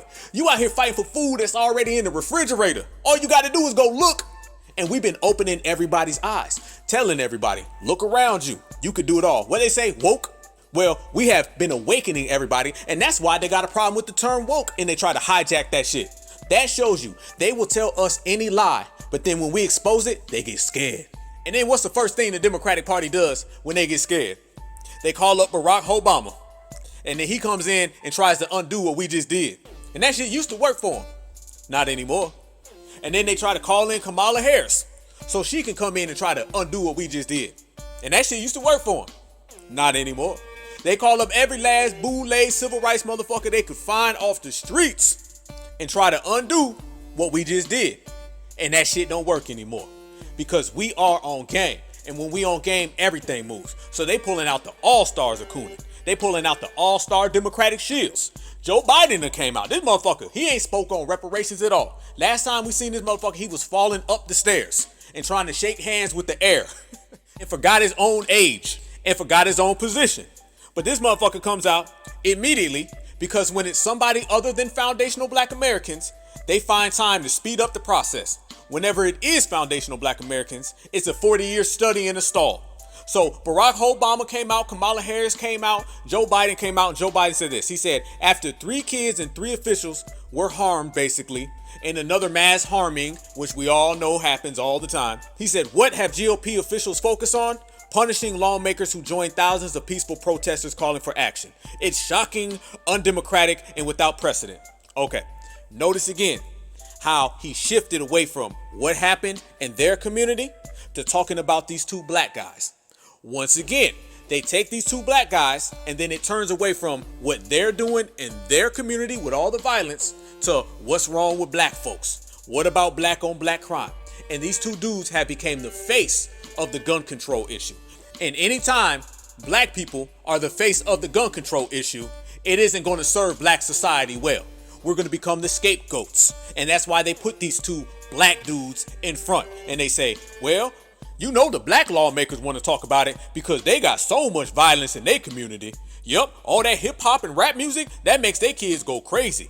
That takes the focus off of all the violence in their community. I told you, they know how to dump things off on other people, they know how to pivot, and they know how to redirect. And they've shifted it. You ain't having no conversation about gun control in America with black folks on the forefront where they're not gonna blame us for it. Hell, we can't have a conversation about jaywalking without it turning into that's a black problem. They always try to make something a black problem. And these guys got right in front of the camera and did their coon duty and went along with it. But it don't stop there. Immediately, again, because remember, anytime it's somebody else, it goes fast. Joe Biden was already speaking to these guys on the Zoom chat. He said, earlier, I spoke to Reps Jones and Pearson and Johnson. He threw Johnson in there at the end. I guess that's the big Karen. Is that who that is? I don't know who the fuck that is. Is that Jones? I don't know. Y'all tell me. I forget. Fuck them. Anyway, he says to thank them for their leadership and courage in the face of blatant disregard of our nation's democratic values. Our country needs to take action on gun violence, and to do that, we need more voices like they're speaking. Stop. I just caught that. Notice how, family, when it came to the W woman, she's there when he's talking about courage. She shows up when he starts talking about strength and accomplishments. She didn't show up any other time. They never mentioned her name. They never mentioned where she's from. They never mentioned her not getting expelled or punished like the 2 black guys. She just walked around like she was a fucking principal. She was telling them what to do. Lift your hand up. Walk that way. Walk with a step. Speak with that church dialect. Do that Martin Luther King quote I taught you. Yes, just like that, Sambo. You got it. Good boy. I put in a good grade for you. Yeah, She was hidden. She was quiet. They ain't say nothing about her. But soon as they start talking about something good, all of a sudden she shows up. When they start talking about heroes, all of a sudden she shows up. But when they was talking about violence, expulsion, what about black on black crime, they made sure to put the 2 black guys in front. And they went in front of that motherfucker and started tap dancing, smiling, showing all their goddamn teeth. Zoom chats with the president, bring her back. That's what they do. Family, they know when to swoop in and take credit for some shit. They know. What you think rock and roll is, what you think jazz is, what you think country is. That's them sitting back, watching what we do, knowing when to show themselves and knowing when to hide themselves. That's exactly what's going on right here. This is just the political version of it. So all of a sudden, when they start talking about Medal of Honors and badges and shit, she gonna be right in line. Don't be surprised in a couple years from now if she ends up getting the Nobel Peace Prize and they gonna say how she was the forefront, she changed the political game. Don't believe me, fam? Listen, all we do is operate on receipts right here on the Black Alpha Network. We only say the shit that's true, and we only say the shit that can be proven. Remember, they was trying to give Stacey Abrams the Nobel Peace Prize. They was trying to nominate her for flipping Georgia from red to blue, but yet she couldn't win her own election. And then red won again, but that's another story. But they tried to nominate her for doing the work for the Democratic Party. She carried all the weight, all the water. She carried all the weight. I didn't mean that, y'all. That shit was on accident. That just came out. It was funny as fuck, though. Goddamn, what a coincidence. But she carried all the weight for the Democratic Party, and they said, let's nominate her with a Nobel Peace Prize for doing nothing, basically. So you see, when the Democrats got their minions to do their dirty work, they'll make sure they compensate them very good. They might give you some butter biscuits, they might give you some fish fry, and they might even nominate you for a Nobel Peace Prize. So don't be surprised in a couple years if those two guys, they drop off, because they're not going nowhere. I'm going to tell you right now, all that talking like a pastor, and today we will overcome all the bad things of the world and we will strive. All that bullshit, that ain't floating in this year. Nah, they picked the wrong motherfucking decade. They picked the wrong generation. They picked the wrong certified black society to try to pull that shit on. So we guarantee we won't even see these motherfuckers 2 years from now. A year from now, fuck that. A year from now, these guys won't be anybody. They'll just be coons tap dancing. And there's about 1 trillion of them motherfuckers, and none of them make an impact on the world. So when they're gone and their political aspirations fall because we not fucking with them and we see past all the theater and all the cosplaying and all that fake civil rights bullshit, once they're gone, that W. Karen, who's kind of quiet and who's their little handler, she'll be around and she'll take all the fake accolades from whatever happens in this situation. Dominant society knows how to play the motherfucking game. Only problem with them is that we know how to play the game better. And that's why we winning and that's why we own one. So yes, they brought out Barack Obama. They brought out Jim Crow Joe Biden, and Kamala Harris showed up. Kamala Harris was just in Africa trying to push their agenda over there. And now she's back over here. This motherfucker flew from Africa to Tennessee. I told you, foundational black Americans, we are in the center of everything. We're in everybody's minds rent-free. The very fact that she flew all the way from Africa and her first stop is to come to Tennessee so she can try to confuse black folks that this is some type of assault on black voter rights or democracy. It lets you know right now the agenda. It lets you know right now the importance of what we got going. They wouldn't have to do all of that. Spend all that time, all that goddamn fuel, and fly all those miles just to try to convince black folks that we wasn't on code. I told you, if you want to see our victories, you got to look close. Our victories don't look like everybody else because we're not everybody else. Our accomplishments don't look like everybody else because we're not everybody else. We got exclusive and unique accomplishments, and we get shit done in our way. So if you're looking for a victory from us, look at our fingerprints, and that's where we are. And you can see our fingerprints are everywhere. See, the difference between us right here and certified black society and everybody else, they're trying to see what this group is doing, that group's doing. Why can't we do it like them? Why can't we win like them? Because they ain't us. And them motherfuckers is getting assistance and help. We've been getting everything out the mud 10 toes down. So you motherfucking right, our victories is gonna look different. You motherfucking right, our wins is gonna look different. We ain't gotta sit there and say, oh, we got this, this, and this because the government helped us. Like all these other tethers. These motherfuckers is getting this, this, and this and still failing. How the fuck you get a head start, get all the finances and all the luxuries from the government and you still fail? We don't get any of that. We started behind and we still win in the race. We started off with no money, now we got the money. And we whooping everybody's ass in the process. So when you want to see a victory, look in the mirror, you already got it. That part. So we've been doing our motherfucking thing and watching these folks scramble all over the place, just trying to accommodate their agenda because we too on point for them to fuck with us. And understand this, family. Politics is about everybody from every different group coming and representing their own. Politics isn't we all come together and work for the whole earth. No, it's not. You come from your side of town, I come from my side of town, we all meet at the table, and then we get resources and tangibles for our people.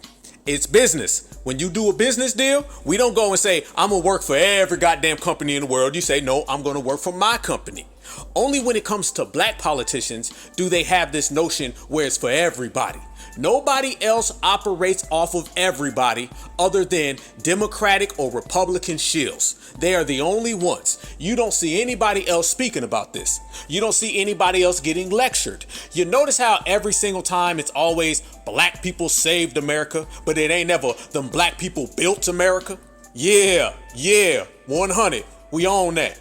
You notice it ain't never how black people built America, but every time election season rolls around, they quick to say how black people saved America. Y'all remember black women saved democracy? Remember they ran that con game with Joe Biden? Now what they doing? Now they saying how black folks gotta save democracy again. They don't ever lecture these other groups on how they need to save democracy. They need to save the Voter Rights Act. They need to save America. Shit, if that's the case, we need a couple motherfucking reparations checks. Let's get reparations for building America, and then let's get reparations for the 13 times we saved this motherfucker. We done saved it during the Revolutionary War, during the Civil War, every single other war we done fought in, which is every one of them, and we done saved it every single election cycle. So under that logic, pay up. That's what it is. We built America. Don't come around here telling me how we saved America and you don't want to cut a check for it. Cut the fucking check for building it, cut the fucking check for saving it, and you can make it out to foundational black Americans. That part. So once again, another election cycle. Once again, new Democratic shills, and they out here trying to tell us about democracy. They sent out Kamala Harris family, and it was the most cringe, pathetic speech. Once again, she didn't look like she wanted to be there, the same way she didn't look like she wanted to be in Selma. The same way she looked like she didn't want to be in Africa. They send her all around the world to these black places and she gets rejected. But they send her there and then she puts on her black face for about an hour. She starts trying to give her version of a civil rights speech, the same way Tap Dancing Shield was trying to give his version of a civil rights speech, and black folks ain't go for neither one of them. Listen to how cringe this shit sounds. Democracy says you don't silence the people. You do not stifle the people. You don't turn off their microphones when they are speaking about the importance of life and liberty. Man, she yelling and shit. She damn near fell over the podium. You see her trying to read her teleprompter for what her handlers told her to say. Shit is pathetic, family. Pathetic as fucking. You got all the Democratic shills out there hooting and hollering because they gonna hoot and holler until their asses can't talk no more. But it wasn't enough, fam. Now she tries to go from the loud jive turkey talk to the sentimental talk, still trying to confuse and con black folks. They understood the importance, these three, of standing to say the people will not be silenced, to say that a democracy hears the cries. There goes that democracy talk again. Please, who hears the demands of its people, who say the children should be able to live and be safe and go to school and not be in fear. Man, that shit is so fucking pathetic, performative, theater. It ain't even a good movie. It ain't even a good performance. The Democrats done fell flat on their motherfucking face with this one. Man, goddamn, they done went back in time and they went full civil rights. That's all they got for black folks. All they got is civil rights. Y'all notice that? They don't ever give you that energy of black folks in the 80s and the 90s or the 2000s. They don't never give us that energy. Fuck no. They don't never give you anything grassroots. All they can do is go back to the civil rights plantation. They've been eating off the civil rights plantation since the civil rights era. The Democratic Party ain't never changed. These motherfuckers still out there in bell bottoms and shit on the chitlin circuit. Ain't nothing changed. Our community, our lineage, heritage, and culture has grown and evolved. Them motherfuckers have went backwards. The same people that were the misleadership during your grandparents' era, that's the same motherfuckers that are trying to be our leaders today. And we done rejected them to the point where they ain't got no power. Within the last 5 years, every old outdated thought, every old outdated politician, and every old outdated civil rights pastor has been stripped of any type of power, recognition, or clout that they thought they had. And that's why they all went into a fucking tailspin and got mad. Because when your power gone, you gone. And them motherfuckers is out the door. That shit was pathetic. So pathetic, family. And how do you know that they're trying to run this whole game on black folks and they're trying to shift the narrative from the dominant society on to us? She didn't even meet with the victims. She didn't even meet with the victims. She had a meeting with the Tennessee 3. And it should be the Tennessee 2, because once again, Miss Karen or Miss Piggy, she wasn't even there. But did we say she'll show right on up when it's time for credit? When it's time to get expelled, time to get punished, she disappears. But she swoops right on in when it's time to get the accolades. That's what the dominant society always does, and that's what the certified black grassroots calls the fuck out. But you see, the democratic thing is what they keep trying to push. Democracy, democracy. You don't see them go to any other community and talk democracy. They ain't went down to Texas and told the people of color this shit. No. They don't go out to California and talk to all those anti-black people on the city council about democracy.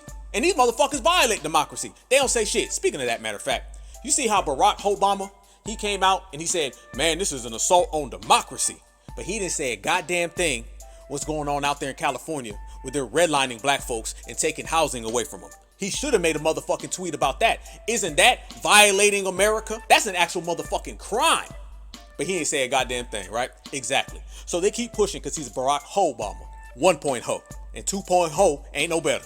But you see, they keep trying to use this democracy thing on us. Democracy, democracy. And they're willing these people around. What I say, I don't trust any politician that willingly gets paraded around by the Democratic Party. Just how we said that big ass Karen is their handler, Oh, the whole W community has been parading these folks around. You woke up the next day and out of nowhere, these motherfuckers was on talk shows.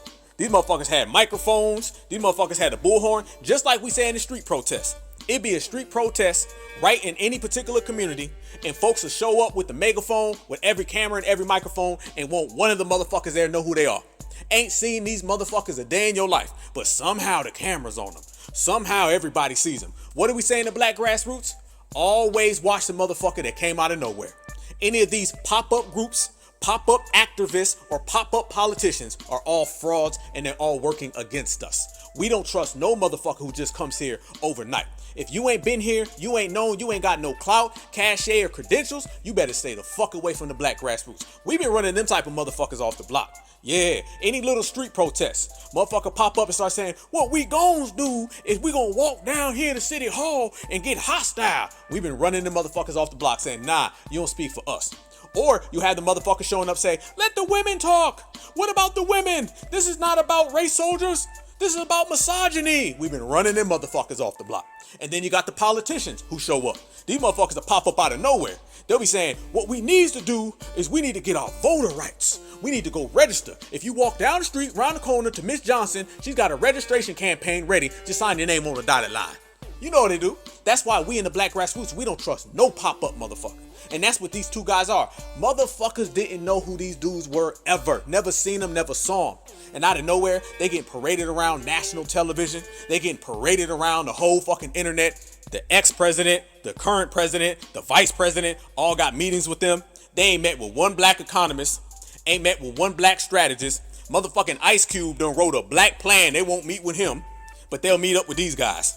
Yeah, so we know the play, man. We know who the fake fraud motherfuckers is. A fraud is gonna be exposed daily. That's why we don't sit here and we don't wait. We call shit out. We make up our mind and we go. So when you see these motherfuckers getting paraded around, all these are pop-up politicians. The same way you have pop-up activists, pop-up settlement lawyers, and pop-up protesters. Let me try one more time. I mean, moving forward, this is setting a precedent that any member who voices dissent or opposition can be expelled from the legislative body. This is very unprecedented in Tennessee, and this has never happened in our history. But what the nation is seeing is that we don't have democracy in Tennessee, and that if we don't act, we have some very dark days ahead. And so we have to respond to this with mass movements, nonviolent movements. I will continue to hold them accountable and demand action, because it's not about me, but it's about trying to silence and expel the movement that we were trying to amplify on the House floor. Okay, first off, did y'all hear the talking points? Did you hear the lingo and the language? The motherfucker said non-violent protests. Who the fuck was talking about violence? Who the fuck was speaking on that? Ain't nobody talking about that at all. And by the way, are you talking to us or are you talking to the dominant society? Because when we look at January 6th and we look at the Roe versus Wade protest, that was far more violent than anything we've ever done. Look at the Antifa or whatever the fuck they called. That's far more violent than anything. The Proud Boys, the Bungaloo Boys. Are you talking to us or are you talking to them? Motherfucking exactly. That's why you got to watch these type of clowns, because they'll start mixing shit up and it'll sound like they speaking to us. That's what we say. They trying to blend us in with all these other issues so the dominant society can walk away scot-free and all that shit gets dumped on us. That's why we don't need to be out here retweeting Tennessee 3, retweeting these dudes' names, promoting them, getting behind them just because the main thing is they're black. Man, fuck that.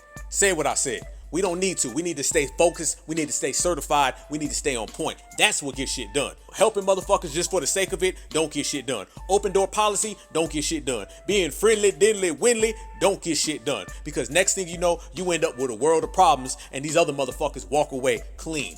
Very clean. Now, since we have a long track record of seeing this shit, how you gonna tell black folks how we need to play this situation? That's the thing, family. Too many times do we all see some shit that we've seen for years and someone tells us you ain't seeing it or to act differently. Our problem is that we've been seeing shit and then doing the same type of behavior over and over and over. Don't get mad at brothers and sisters who don't trust motherfuckers. Don't get mad at brothers and sisters who ain't trying to see the bigger picture. What I said earlier, family, cooning is the bigger picture. So if I see cooning in any subject, we gonna regulate the cooning off top, then we'll get to the rest. But we ain't gonna sit here and say, well, I know they cooning and they're very suspect and they came out of nowhere, but let's wait on that. Let's put that on the side. Let's put that on the back burner. Let's focus on them Republicans first because they's trying to take our vote away. Man, fuck no. That's off code as a motherfucker. Off code. And let's look at these guys a little further when you start talking about that filthy ass paperwork. These ain't nobody that the black grassroots is gonna get behind. From the way they talk to their fucked up hairlines to their questionable backgrounds, these motherfuckers are not in sync with us. They ain't aligned with us. So we gonna go ahead and put them the fuck over there. And since we put them the fuck over there, let's go ahead and roast them for a minute. We gonna talk about how these motherfuckers are with an anti-black American gun rights group. Yep, They got Cobra, they got NARC and NAACP affiliations. Yes, the fuck they do. And look who they be around. Look who they be around and look at some of the funny ass characters they be with. You can tell a lot about somebody by the company they keep. We stay around a bunch of certifieds. Look at all of us right now. Look at all of us beautiful brothers and sisters. Certified foundational black Americans, black grassroots representatives. This is who we do business with. This is who we work with. We work with each other. Everybody we rock with is on code. But when you see a motherfucker rocking with people who are off code and known off code groups, once again, we're not doing that shit where we know somebody's off code, but we still give a pass. The days of the past are over. All right, we ain't giving no fucking passes out. We ain't giving no IOUs, no waiting rounds, no tomorrow's a better day. If you are dealing with Cobra, NARC, or the NAACP, your ass is an op until further notice.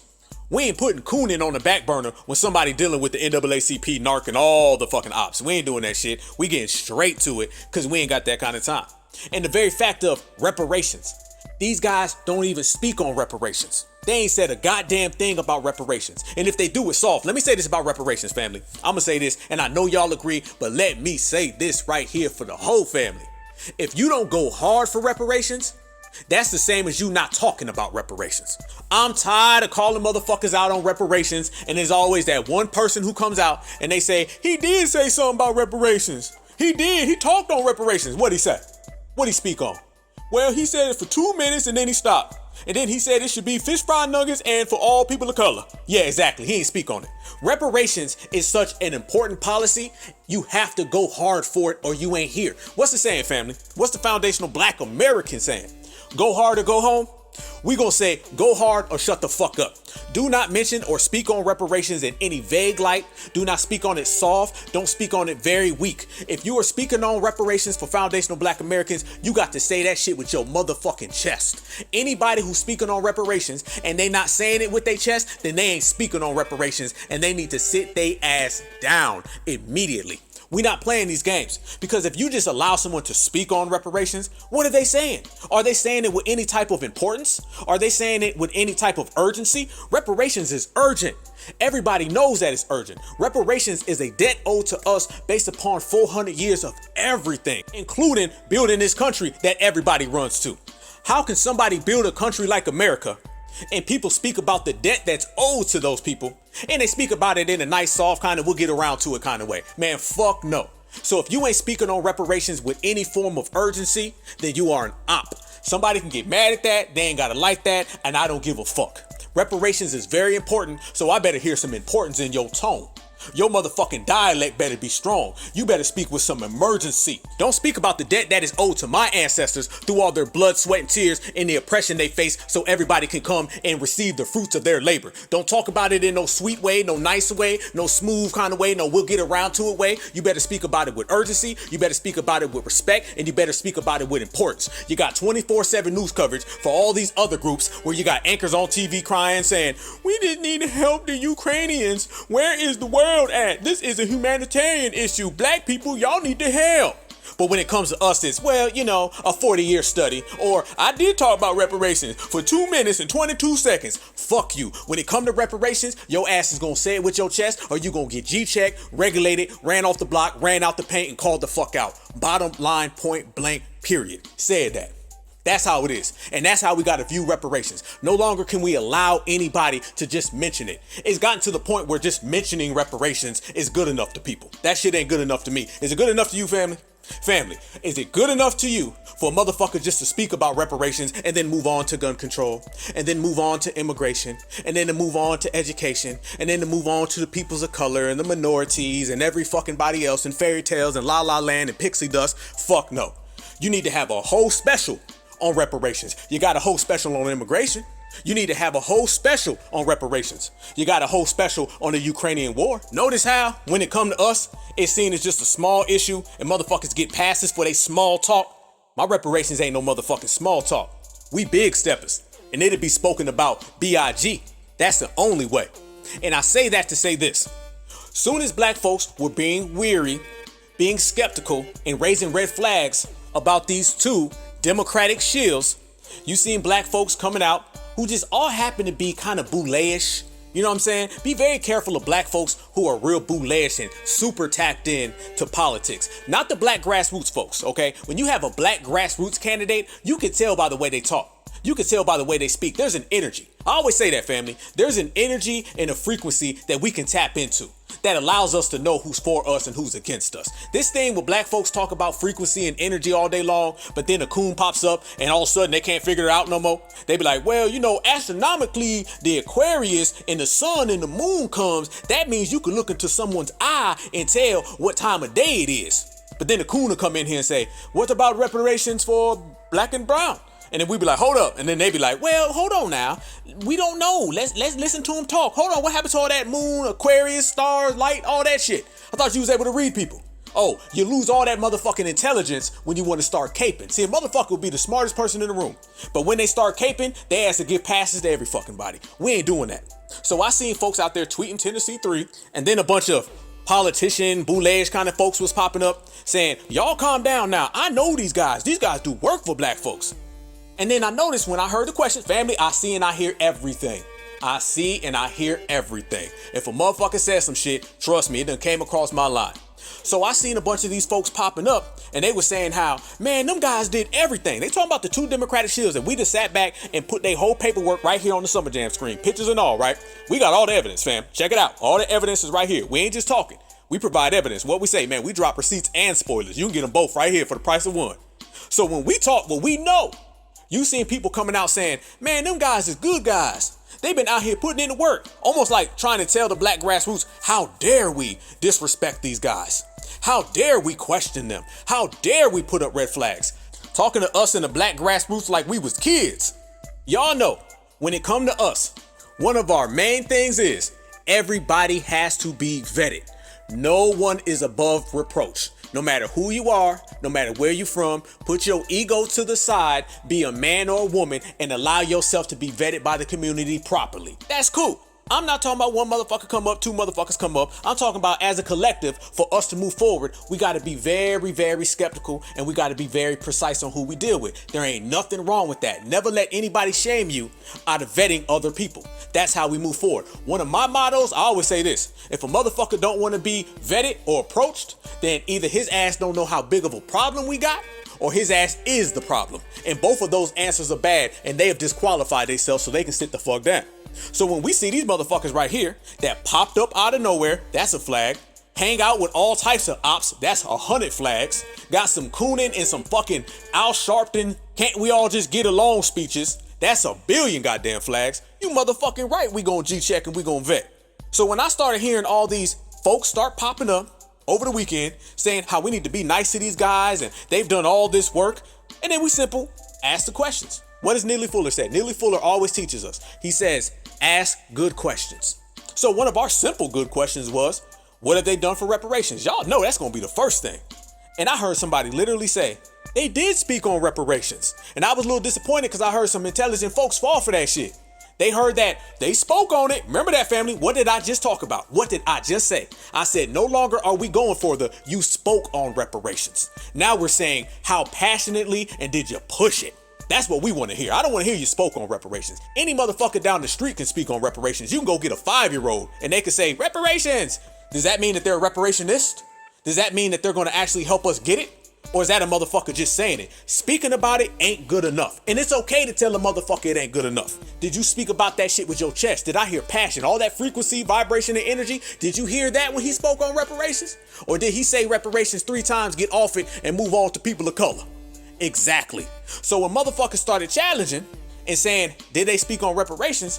People couldn't really give you any type of answer. And I heard some folks that fell for it and they were like, oh, he did? Oh, I didn't know he spoke on reparations. I'm sorry. I stand corrected. Nah, fuck that. I stand 10 toes down. And my next question gonna be, how much did he talk about it? Tell me you spoke on reparations. Tell me your friend, your auntie, your cousin, your favorite politician spoke on reparations, and I guarantee you certified 100. Our next question is going to be, well, how much did they speak on it? Did they say cash payments? Did they say cash payments lineage based for foundational black Americans? Did they say cash payment lineage based for foundational black Americans that built America? Oh, we can get specific. I spoke on reparations. That ain't specific enough. So we gonna ask the good questions one by one, and we gonna push that shit. So if you do not speak with passion and you do not push reparations the right way, your ass is going to get exposed. They were sitting there making all types of excuses. You had all these boule folks, I'm saying, allegedly boule folks, you could tell the way they sounded that they ain't really tapped in with the black grassroots because there's an energy that we have and they ain't got it.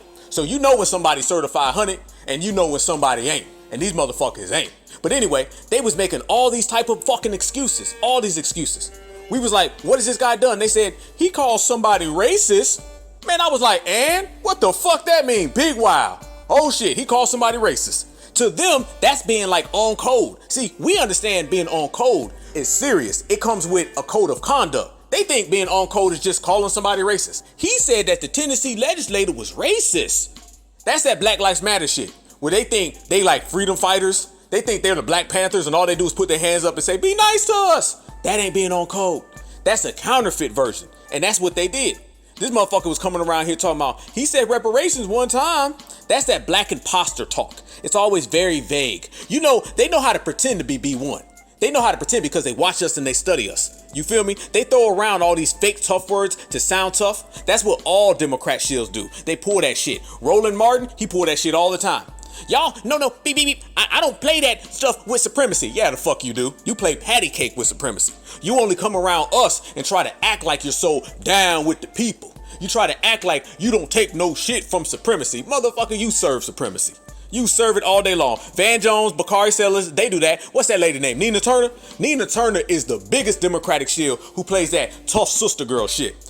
She'll sit there and talk about racism, and we need reparations, but then she'll throw in people of color and she'll go campaign for Bernie Sanders and then make excuses for him. Bernie's not that bad. I mean, he may have said some things back in 1805 when he was 30, but he wouldn't say that today. She knows how to do it. Roland know how to do it. I'm telling you, all these Democratic shields, they know how to play tough. They act like they down with us. They act like they're against supremacy, but that's just the game. Because in reality, they softer than Dunkin' Donuts. And supremacy allows them to play tough. They say, you can go ahead and act like you're against us. You can go ahead and act like you got a problem with us. That's all camouflage, Roland. That's all camouflage, Nina. Nina, I'll let you do that sister girl talk and snap your fingers and act like you talking down on W's. I understand, but know this, I'm only letting you do that because I know your job is to fool black people. They let Roland get away with that shit. They let Nina Turner get away with that shit because they understand Roland gonna go on the golf course and start twerking with him. Nina, she gonna go behind closed doors and go give Bernie Sanders a big ass hug. Don't get it twisted. You see these folks in front of us, they be talking, supremacy needs to end. We tired of supremacy. And then next thing you know, you see 30 pictures of them hugging and shucking and jiving with W's. Kiki and ha-ha with every Karen and Ken they can find. It can't be both at the same time, family. So you know it's some bullshit. But that's what it is, family. They kick into their I'm one of y'all's voices. And then when they get around the dominant society, it's yes a boss. They go from I'm one's of y'all's to yes a boss, depending who they around. And understand, there's millions of black folks who do that. It's their number one job to play tough on racism, to play tough like they're against supremacy. But in reality, they weak as fuck on the inside. That's why whenever they get pressed, they fold. Remember when Richard Spencer was on there with Roland Martin? He was in a hard place because he wanted to act tough like he was against supremacy. Now mind you, when Roland's talking about black folks, it's BB, you stupid, you don't vote, you dumb, you don't know shit. When he got in front of Richard Spencer's, wait a minute, I'm a man. He didn't cuss one motherfucking time. One motherfucking time. And he was stuck because he's like, damn, I gotta act tough so black folks think I'm down. But at the same time, I can't piss off Richard Spencer because he's a well-respected supremacist and I'm a supremacist minion. So he didn't know what the fuck to do. That's why he was sweating, he was shook, and he was scared. And what'd he do? He folded. Same way that Nina Turner, she'll cake for Bernie and she'll fold. So now we don't listen to none of these motherfuckers running around and saying a bunch of soft-ass vague terms. He called somebody racist. He said he don't like supremacy. He said they's all mean. Man, you ain't doing shit. What we do, family? Do we halfway call out supremacy? Do we halfway call for reparations? Do we halfway get busy? Or do we go full throttle all the way to fuck in? What I always say, family, There's only one way to go, and that's all the way to fuck in. And we go all the way to fuck in. So people who come around and they half step and they tap dance and they act like they down, that shit don't move us. That shit don't impress us. We go all the way to fuck in and we hold it all the way down, and anything less than that ain't real. Because when you're in the system of supremacy and you're in the business of black empowerment, you got to be 100% or nothing at all. And we know how to spot a motherfucker who's giving 3%, 2%, 5. Because 3%, 2%, and 5% mean your ass is 100% bootlick. Know that. And you got people coming out saying, well, I know he's done things for Tennessee. That's funny. Because I got some people in Tennessee who say they never heard of them before. And then I got some other people in Tennessee who said they know who they are, and they ain't nothing but your same old Democratic shills. So for all these people who were popping up on Twitter, caping for them, talking about all these things that they ain't done, telling everybody how we need to be nice to them, I gotta side eye you, because that looks like you running interference and you caping for some shills. And we don't do that shield caping around here, because I got some folks in Tennessee on the ground, and they say the same thing that we've all identified. And let me say this, family, when you got certified foundational black Americans over here, and we identify some bullshit, and then you got certified foundational black Americans on the ground, and they identified the same bullshit, 10 times out of 10, we right. And I'm gonna go with the right side of things. And you can go ahead and look at his website. He ain't got nothing about black folks on it at all. He's got things for every other group. We here now. Let's look at it. You know how we do. Let's get it. The first thing on his site is environmental and climate justice. This motherfucker got climate over black folks. Affordable housing. Okay, that's all lives matter. Justice in aging. Okay, that's Black Lives Matter. Economic justice, jobs, and workforce training. That's for everybody. All lives matter. Voting rights. Oh, there you go. Voting rights. Now they're going to say that's for black folks because our votes is all under attack. And we've already laid that down, that voting rights is about illegal aliens. So therefore, he's already had 5 all lives matter plans. And then the 5th one is for illegal aliens. Goddamn. We calling it out. We calling it out. Education, equity, and funding for our schools. That's an all lives matter plan. Because Tennessee, that's probably going to go to a lot of redneck trailer park schools. Just keeping it 100. Healthcare for all. Medicaid expansion and healthcare. That's all lives matter. Poverty elevation. That's all lives matter. Because mind you, in Tennessee, there are going to be a lot of trailer park folks, and they're going to be getting all that money. Y'all know how statistics show that black folks are not the #1 people on welfare. They try to make it look like all these welfare plans are about black people, but when you come to find out that the dominant society's on welfare more than us, and so are the minorities communities, they are, then when you look at something like poverty elevation, then you see that's going to them first. All lives matter. They get the first dibs. And then the next one is another Democratic shield policy that they try to pass off on black people, and it's called criminal justice reform. Family, doesn't every single Democrat have to hit us with the criminal justice reform?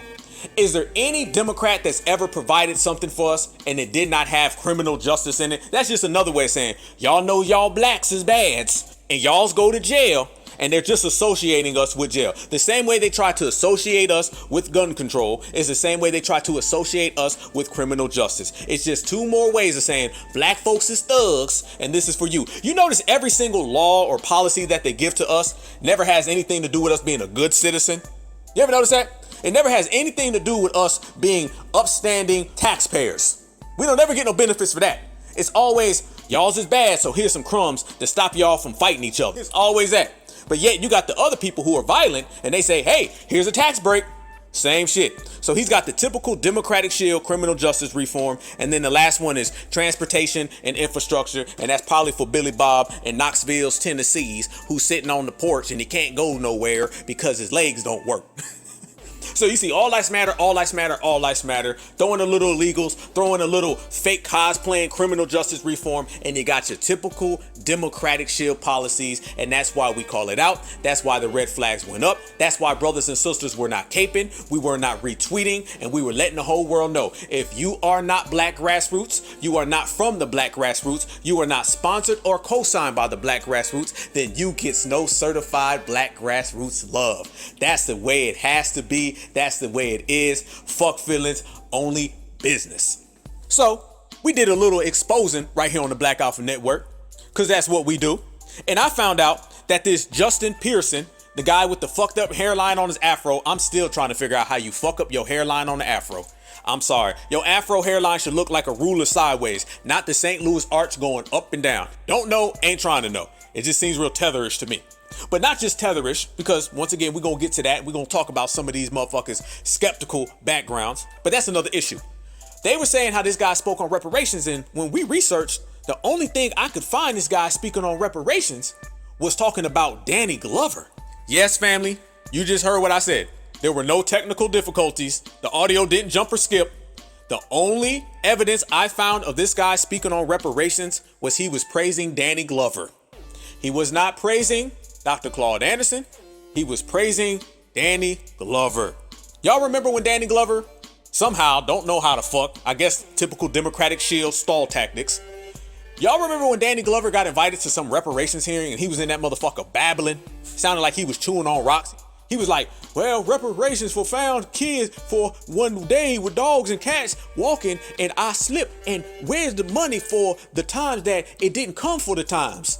We was like, what the fuck is he talking about? Sanctioned inhumanity of slavery, segregation, and current structural racism that limit full democratic participation and material advancement of African Americans and of our country's progress as a beacon of justice and equality. What the fuck was he talking about? But listen, family, I want y'all to notice as he goes further, babbling about reparations, he throws in the Caribbean, he throws in the CARICOM, and he throws in all the diaspora with our reparations. Listen. Of African descent. We should also note that the common market nations and the Caribbean community, CARICOM, Reparations Commission, chaired by Professor Sir Hilary Beckles, who is here with us today, has exercised a leadership role from which we as a nation can benefit. Yeah, y'all notice that? Now you see why these Democratic shills were openly rooting for Danny Glover, because he was talking about all reparations matter. He was talking about flat blackness. And this guy right here, the same one with the fucked up hairline, the same motherfucker with the dashiki on, he's one of these folks who are tapped in with the NCOBRA, tapped in with the NAACP, and tapped in with the Pan-Africanisms. So you see why he's an avid supporter of Danny Glover's reparations, because that includes everybody, tethers included. Yes, this is who this Pearson guy was praising, the only person he praised. So it shows you that he don't really know shit about reparations because he don't care about reparations. As a matter of fact, I found the tweet. He says, yes, boy, he was cheering too. He had them pom-poms. He said, yes, Danny Glover, speaking the truth in reparations as an act of repentance in our country. Let me stop real quick. Matter of fact, fuck that. I'm gonna read the whole thing, then we're gonna run it back. He said, other cities should adopt Evanston's plan and do more. Okay, we got some shit to unpack there. First off, repentance, keep that the fuck out of our reparations claim. I don't want to hear that. I don't want to hear no motherfucking repentance. First off, that sounds like some church shit. That sounds like we're going to get them Joel Osteen reparations. That means they're going to try to tell us, well, it ain't really about reparations and money. It's about repentance to the Lord. Be very cautious of anybody using different terms other than reparations or cash payments. Okay? That's them trying to murk the waters, blur the lines. They want to start saying reparations and then turn it into repentance so they can tell you, well, it's not about the money. It's about forgiveness, because that's all repentance is. You see? All they did was basically say, instead of cash payments for reparations, how about forgiveness for reparations? He took away cash payments and he inserted repentance. Repentance just means forgiveness, family. Boy, I told you they slick. I told you, they know how to change a motherfucking word. I could tell that big ass Karen, his handler, she done trained him real good. She done slipped him a couple butter biscuits. Well, the one she didn't eat. She done slipped him about 3 or 4, yeah, let's be honest, about 3 or 4 crumbs. But guess what? That's good enough for him. He'll take it. 2 or 3 crumbs and the coon gonna get the job done. You goddamn right. And that's exactly what he did. He knew what he was doing. He just replaced the term forgiveness with repentance because it sounds better. It looks better. It's more digestible. He can feed that to the people. They told him, don't say forgiveness because black folks will call your ass out for saying that. Say something nice to him like repentance. It sounds good. So we gave the motherfucking translation. He just didn't think there'd be some certifieds like us that would know the difference and to pull out the motherfucking dictionary and hit you with the goddamn quotes. Matter of fact, shit, we got it right here in front of us. Check this out. Repentance. The action or process of repenting, especially for misdeeds or moral shortcomings. That sounds like forgiveness to me. That sounds like can't we all just get along to me. That sound like yes we can, we all's the human race to me. What y'all think? Tell me what y'all think since we rocking. Let me know something. What y'all think? Does that sound like cash payments? Does that sound like reparations? Does that sound like lineage based? Or does that sound like hugs, friends, buddies, everything except for the money? What I say before, family, y'all heard me say that shit. I said when it come to reparations, I don't give a fuck about buddies. Show me my money. That's what we on. That motherfucker tried to hit us with repentance. That's what he threw in there. And even worse than that, that's the person that some of these people that we heard, y'all heard them, were coming out saying how these is good guys and we should follow these folks. And they have spoke on reparations. That right there, family, is my point. That is what people are accepting in terms of being a reparations supporter. That right there is what people are accepting in terms of speaking on reparations. That minimal bullshit with twisted trick words is what people are allowing to infiltrate our reparations conversation. And folks are saying that's a good enough job. We are going to have to up the ante and increase the bar on what we allow in our reparations conversation. We can't let motherfuckers come in and say some shit like that and just throw up their hands and say, well, I spoke on it. There's 3 terms, and we're going to have to get airtight with these. It is black, tethers, and reparations. Because those have become 3 terms that motherfuckers who ain't got no business being in the house have found their way in the house by just saying those terms. One motherfucker come in here and say, well, I'm black like you, and then we'll give them full access. A motherfucker say, I don't like tethers neither. I want to delineate. And then they get free access in the house. And then another motherfucker comes in and says, well, I spoke on reparations, and then they get free access. We gonna have to start snatching motherfuckers' paperwork and looking at the layers. You can't just come in because you black too. You can't just come in because you don't like tethers. Half the time motherfucker says that, they really probably are a tether, but that's another conversation. And we cannot let motherfuckers speak on reparations weak as fuck like that. That's what it shows. One thing about our certified family tree is that we don't play that. Hell no. You're going to have to cross some T's and dot some I's. You're going to have to give some nuances and some details. And what we say, you're going to have to match that energy. If your energy ain't matched when it comes to reparations, then your ass is going to be seen as an op. And we don't mind putting you on that op list. No problem. But you see that right there? Repentance. Another reason why we don't fuck with that, because that sounds a whole lot like truth and reconciliation over in South Africa, don't it? Yeah, that sounds just like that reconciliation shit they gave. There were folks over there talking about reparations, and that shit got hijacked and sabotaged with reconciliation. Reconciliation, repentance. Repentance, reconciliation. Don't we say ain't nothing new under the sun? Don't we say when you see one shield, you're seeing them all? You're seeing one supremacist, you're seeing them all. The tactics are the same, just different motherfuckers are saying them. Exactly. You got them over there practicing that supremacy, saying reconciliation. And then you got motherfuckers over here practicing their supremacy, and they're saying reconciliation. But they're both 2 heads to the same snake, and we calling that shit the fuck out. No matter if they go get their democratic shills to do all their dirty work for them, we gonna expose both the motherfuckers. And when we gonna do it, we gonna do that shit at the same damn time. So yes, this man was out here talking about the Evanston plan. We got more to unpack on that bullshit ass statement, not just the repentance part. He was out here talking about the Evanston plan. That was out in Illinois, where they was trying to basically give black folks some fucking housing and say, all right, here's some fucking welfare, housing, probably got bad plumbing and every fucking thing, but that's y'all reparations. Oh yeah, they running around talking about this is a turning point in history and this is monumental. But you notice, family, you see how the Donald Trump situation is off the news? Just a few days ago, we was talking about Donald Trump, his indictment, and how the Democrats pulled a slick move to stop him from running for election in 2024. Supremacy on supremacy crime. They were trying to stop Donald Trump from closing them borders. So they put some charges on him. And everybody exposed that shit for what it was, a con game. Well, now they flipped it and they say, well, look how bad the Republicans is. They did a con game. You see what I'm saying? The Democrats took the spotlight off of their shadiness and they threw it back onto the Republicans. So this is why we say it's supremacy on supremacy crime, and they'll dump racism on each other, they'll dump blame on each other, but they both maintain the system of supremacy. Trying to slowly shift it away from cash payments. And we got to be careful of that. And we have been. And we got to be airtight, which we are. Motherfuckers is slowly trying to move this conversation away from cash payments, and they're throwing everything at us. Now, what do they throw at all the immigrant groups? Money. They'll never say housing. Matter of fact, They get money and housing. They get free housing, Airbnbs, and 5-star hotels, and a boatload of cash. When it comes to us, we have to pick one. And they already try to take cash reparations off the table. Once again, we working with a different situation because we are exceptional people.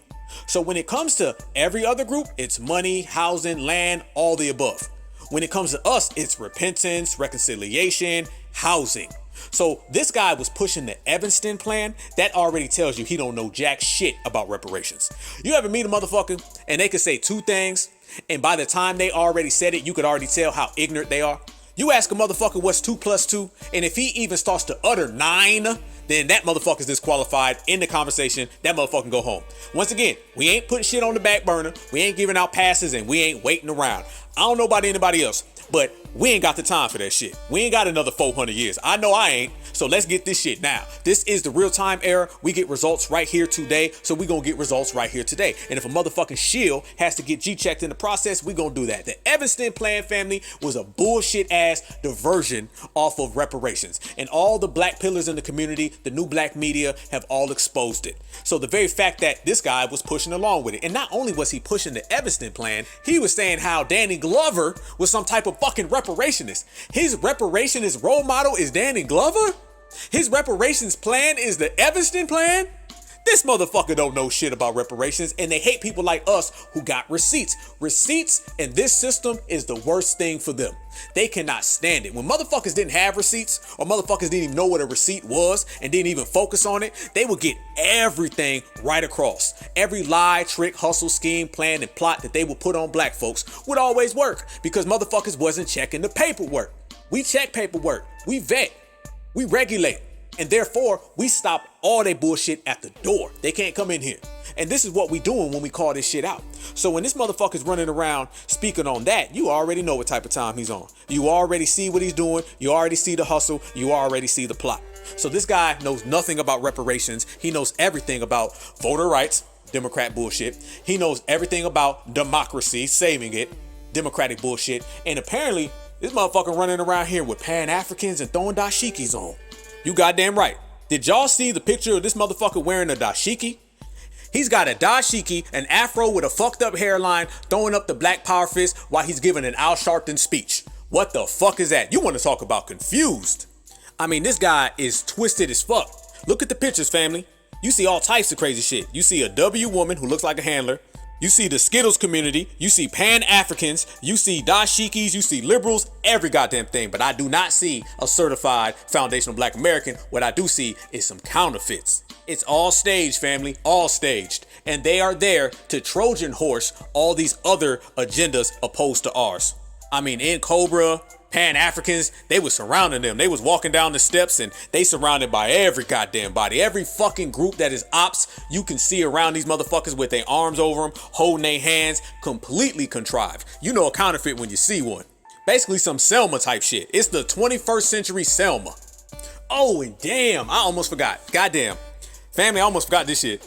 When I say the new Selma, and y'all know how I feel about Edmund Pettus Bridge, or I'm sorry, get your ass whooped and thank the people who whooped your ass bridge. Y'all know how I feel about that. Y'all know how I feel about all the motherfuckers that was tap dancing on Edmund Pettus Bridge. And y'all know how I feel about every single fucking march they've done on the anniversary of the day they got their ass whooped. But that is another subject for another day. We speak about the Democratic Shills and how the Democrats groom their successors. And they try to go find the most kumbaya symbolism counterfeit in the room. Same thing they did with Stacey Abrams. Y'all remember Stacey Abrams was giving some type of speech during the Clinton administration. I think it was Bill Clinton in his second term, his inauguration day, Stacey Abrams came and gave a speech. This shit was 20 something years ago. And then what did she become? She became a grown Democratic shield. So they'll start off as a young Democratic shield and then they'll groom them to be an older Democratic shield. Trust me, the Democrats are thinking years in advance because they understand we moving too fucking quick right now. Remember during Joe Biden's inauguration? Remember the little Sambo boy that was singing all them Weezy's cryings and Weezy's scared songs? All that weak defeated shit. Remember him? Trust me, they grooming his ass for the next 20 years. That one little girl that was out there, I think she was doing some tap dancing. I'm sorry, family. They was kids. They was tap dancing. You show me a motherfucker who's cooning young, I'm gonna show you a motherfucker who's cooning old, especially when the Democrats are pulling all the strings. It is what it is. Fuck feelings. So when you see Stacey Abrams being molded by the Democrats, you see the Sambo boy and the little singer girl all being molded by the Democratic Party to be future shills. Do you know that there is a picture circulating with that Justin Jones guy, the one with the fucked up ponytail? He is standing next to no other than his Democratic shield grandfather, John Lewis. I shit you not, family. Check it out. Yes, the Democratic shield posturing, molding, and grooming started a long time ago. Y'all know how they had Epstein Island? They got Democratic Shield Island. And they fly, that's fucked up, but it's real. They fly motherfuckers over there and they groom them to be Democratic shields. They bring them back over here and they learn all the little talking points. They know all the little diversions. They know how to say repentance instead of forgiveness. They know how to say reconciliation instead of reparations. They know it all, family. And if you see, this guy, along with Stacey Abrams and little Sambo boy, were being groomed from day one to be adult Democratic shields, and goddamn it, we see it's happened. But are you surprised though, family? Are you surprised that this guy who is out here cosplaying every single civil rights pastor, reverend, deacon, matter of fact, he got a future Al Sharpton's perm. Look at the motherfucker's ponytail. His ponytail looked like Al Sharpton's perm in the 80s. So you know who his Democratic Shield role model was. He got the John Lewis talking points, and he got Al Sharpton's perm from the 1980s. Come the fuck on, family. These Democratic Shields be molding them, shaping them, building them. They already know what time it is. All Democratic shields matter to these motherfuckers. They want the old ones, the young ones, the ones from across the land, everybody. But notice in that picture, they not calling him black. They're calling him Filipino. Yes, because he is not a full foundational black American. He comes from a Filipino family. Yes, he does. So when you see them parading him around like he's a black person, doesn't that sound exactly like how they paraded around Kamala Harris? Yep, the same way they paraded around Barack Obama. Yep. See, when these folks are coming up in the political world, they always emphasize their non-FBA blood. They're from here. They're from here. Their grandparents, immigrants, worked hard, fled their homelands. But whenever it's time to hustle black Americans, then all of a sudden it's black, black, black. Whenever they're trying to make us the face of a problem and to divert attention off of their community, then it's black, black, black. And these motherfuckers go right along with it. They jump in and out of our culture like playing hopscotch. That's all they do. Kamala Harris was sister girl during the whole election. Soon as the election was over, she jumped right back to her other community and started writing them laws. Told us she ain't gonna give us shit. Gave them tangibles, resources, shit you can touch and feel. Barack Obama did the same thing. Barack Obama was out there saying, right here in America, I'm a black man. Soon as the fucking election was over, he's saying, write that law for them, write that law for them. Everybody come on in, open the borders. Y'all know what it is. That's what this motherfucker is right here. So we see that they be grooming these motherfuckers from day one. We see that there's a play here, and we see that they desperate because we don't fuck with them. We not retweeting all they tweets. These motherfuckers been on Twitter daily. These motherfuckers done tweeted 1 million motherfucking tweets in 24 hours. They got 24/7 news coverage. They done had the president, the vice president, the ex-president all come in to support them. They were calling these motherfuckers rock stars. They ain't no rock stars because we don't rock with them. You see the difference? Foundational black Americans, particularly us right here in the black grassroots, we don't fuck with these guys. We done called them out from day one. We done called out every single element of they fuckery. So now what they gonna do? This subject right here, these two guys right here, they're just something they're throwing at the wall. Hopefully it sticks, but it ain't gonna stick. Because back in the old days, that ain't today. Back in the old days, that ain't now. Fuck no, it ain't. That shit would have worked when you could talk about freedom and justice and we as a family in the battlefield and the fight for justice and we've had dreams of dreams of dreams. That might have worked back then. But you got to understand, we are the era that reclaimed MLK. So if they're going to use some type of MLK cosplay that isn't the we're coming to get our check Martin Luther King, then they shit is going to fail. And if you watch it, it's failing and we are the ones pushing the motherfucking line. That's how we do. Man, it's one love from the Black Alpha Network. Y'all already know how much love I got for the whole certified family tree. We are the certified 100. Don't let nobody tell you that we ain't winning. Don't let nobody tell you that we ain't on game. Don't let nobody tell you that we ain't exceptional. Because right now, family, we flawless. And I love seeing it. I love seeing them try to trick us, hustle us, throw new things at us, and we just reject that shit, swat that shit, throw that shit right back at them. It's beautiful. Because all that is technique. And we got it. practice. So everything they throw at us, it only makes us better, only makes us sharper, only makes us move quicker. And it's apparent that we wrapping circles around these motherfuckers because we moving so fast any goddamn way. And it ain't gonna stop because we gonna continue to bring it all out. Yes, indeed we are. And we gonna do it our way. You know it's always good breaking it down and chopping it up, roasting, putting paperwork on the line, and just putting out that real certified energy that we got. Nobody can duplicate it. You cannot make synthetic certifieds. There's only one, and you gonna only find them on the FBA side of things. Trust and believe that shit. Y'all make sure you smash that like button, subscribe to the Black Alpha Network. We coming. When I say we coming, family, I'm talking about more fire. We're gonna continue to break stories. We're gonna continue to push the line. We're gonna continue to ride the wave, and we're gonna continue to set this shit off with no fucks given. Certified. All right, family, y'all stay good, y'all stay great, y'all stay excellent, stay exceptional, stay dangerous, stay lethal, and always remember that black is beautiful and beautiful is always black. One love.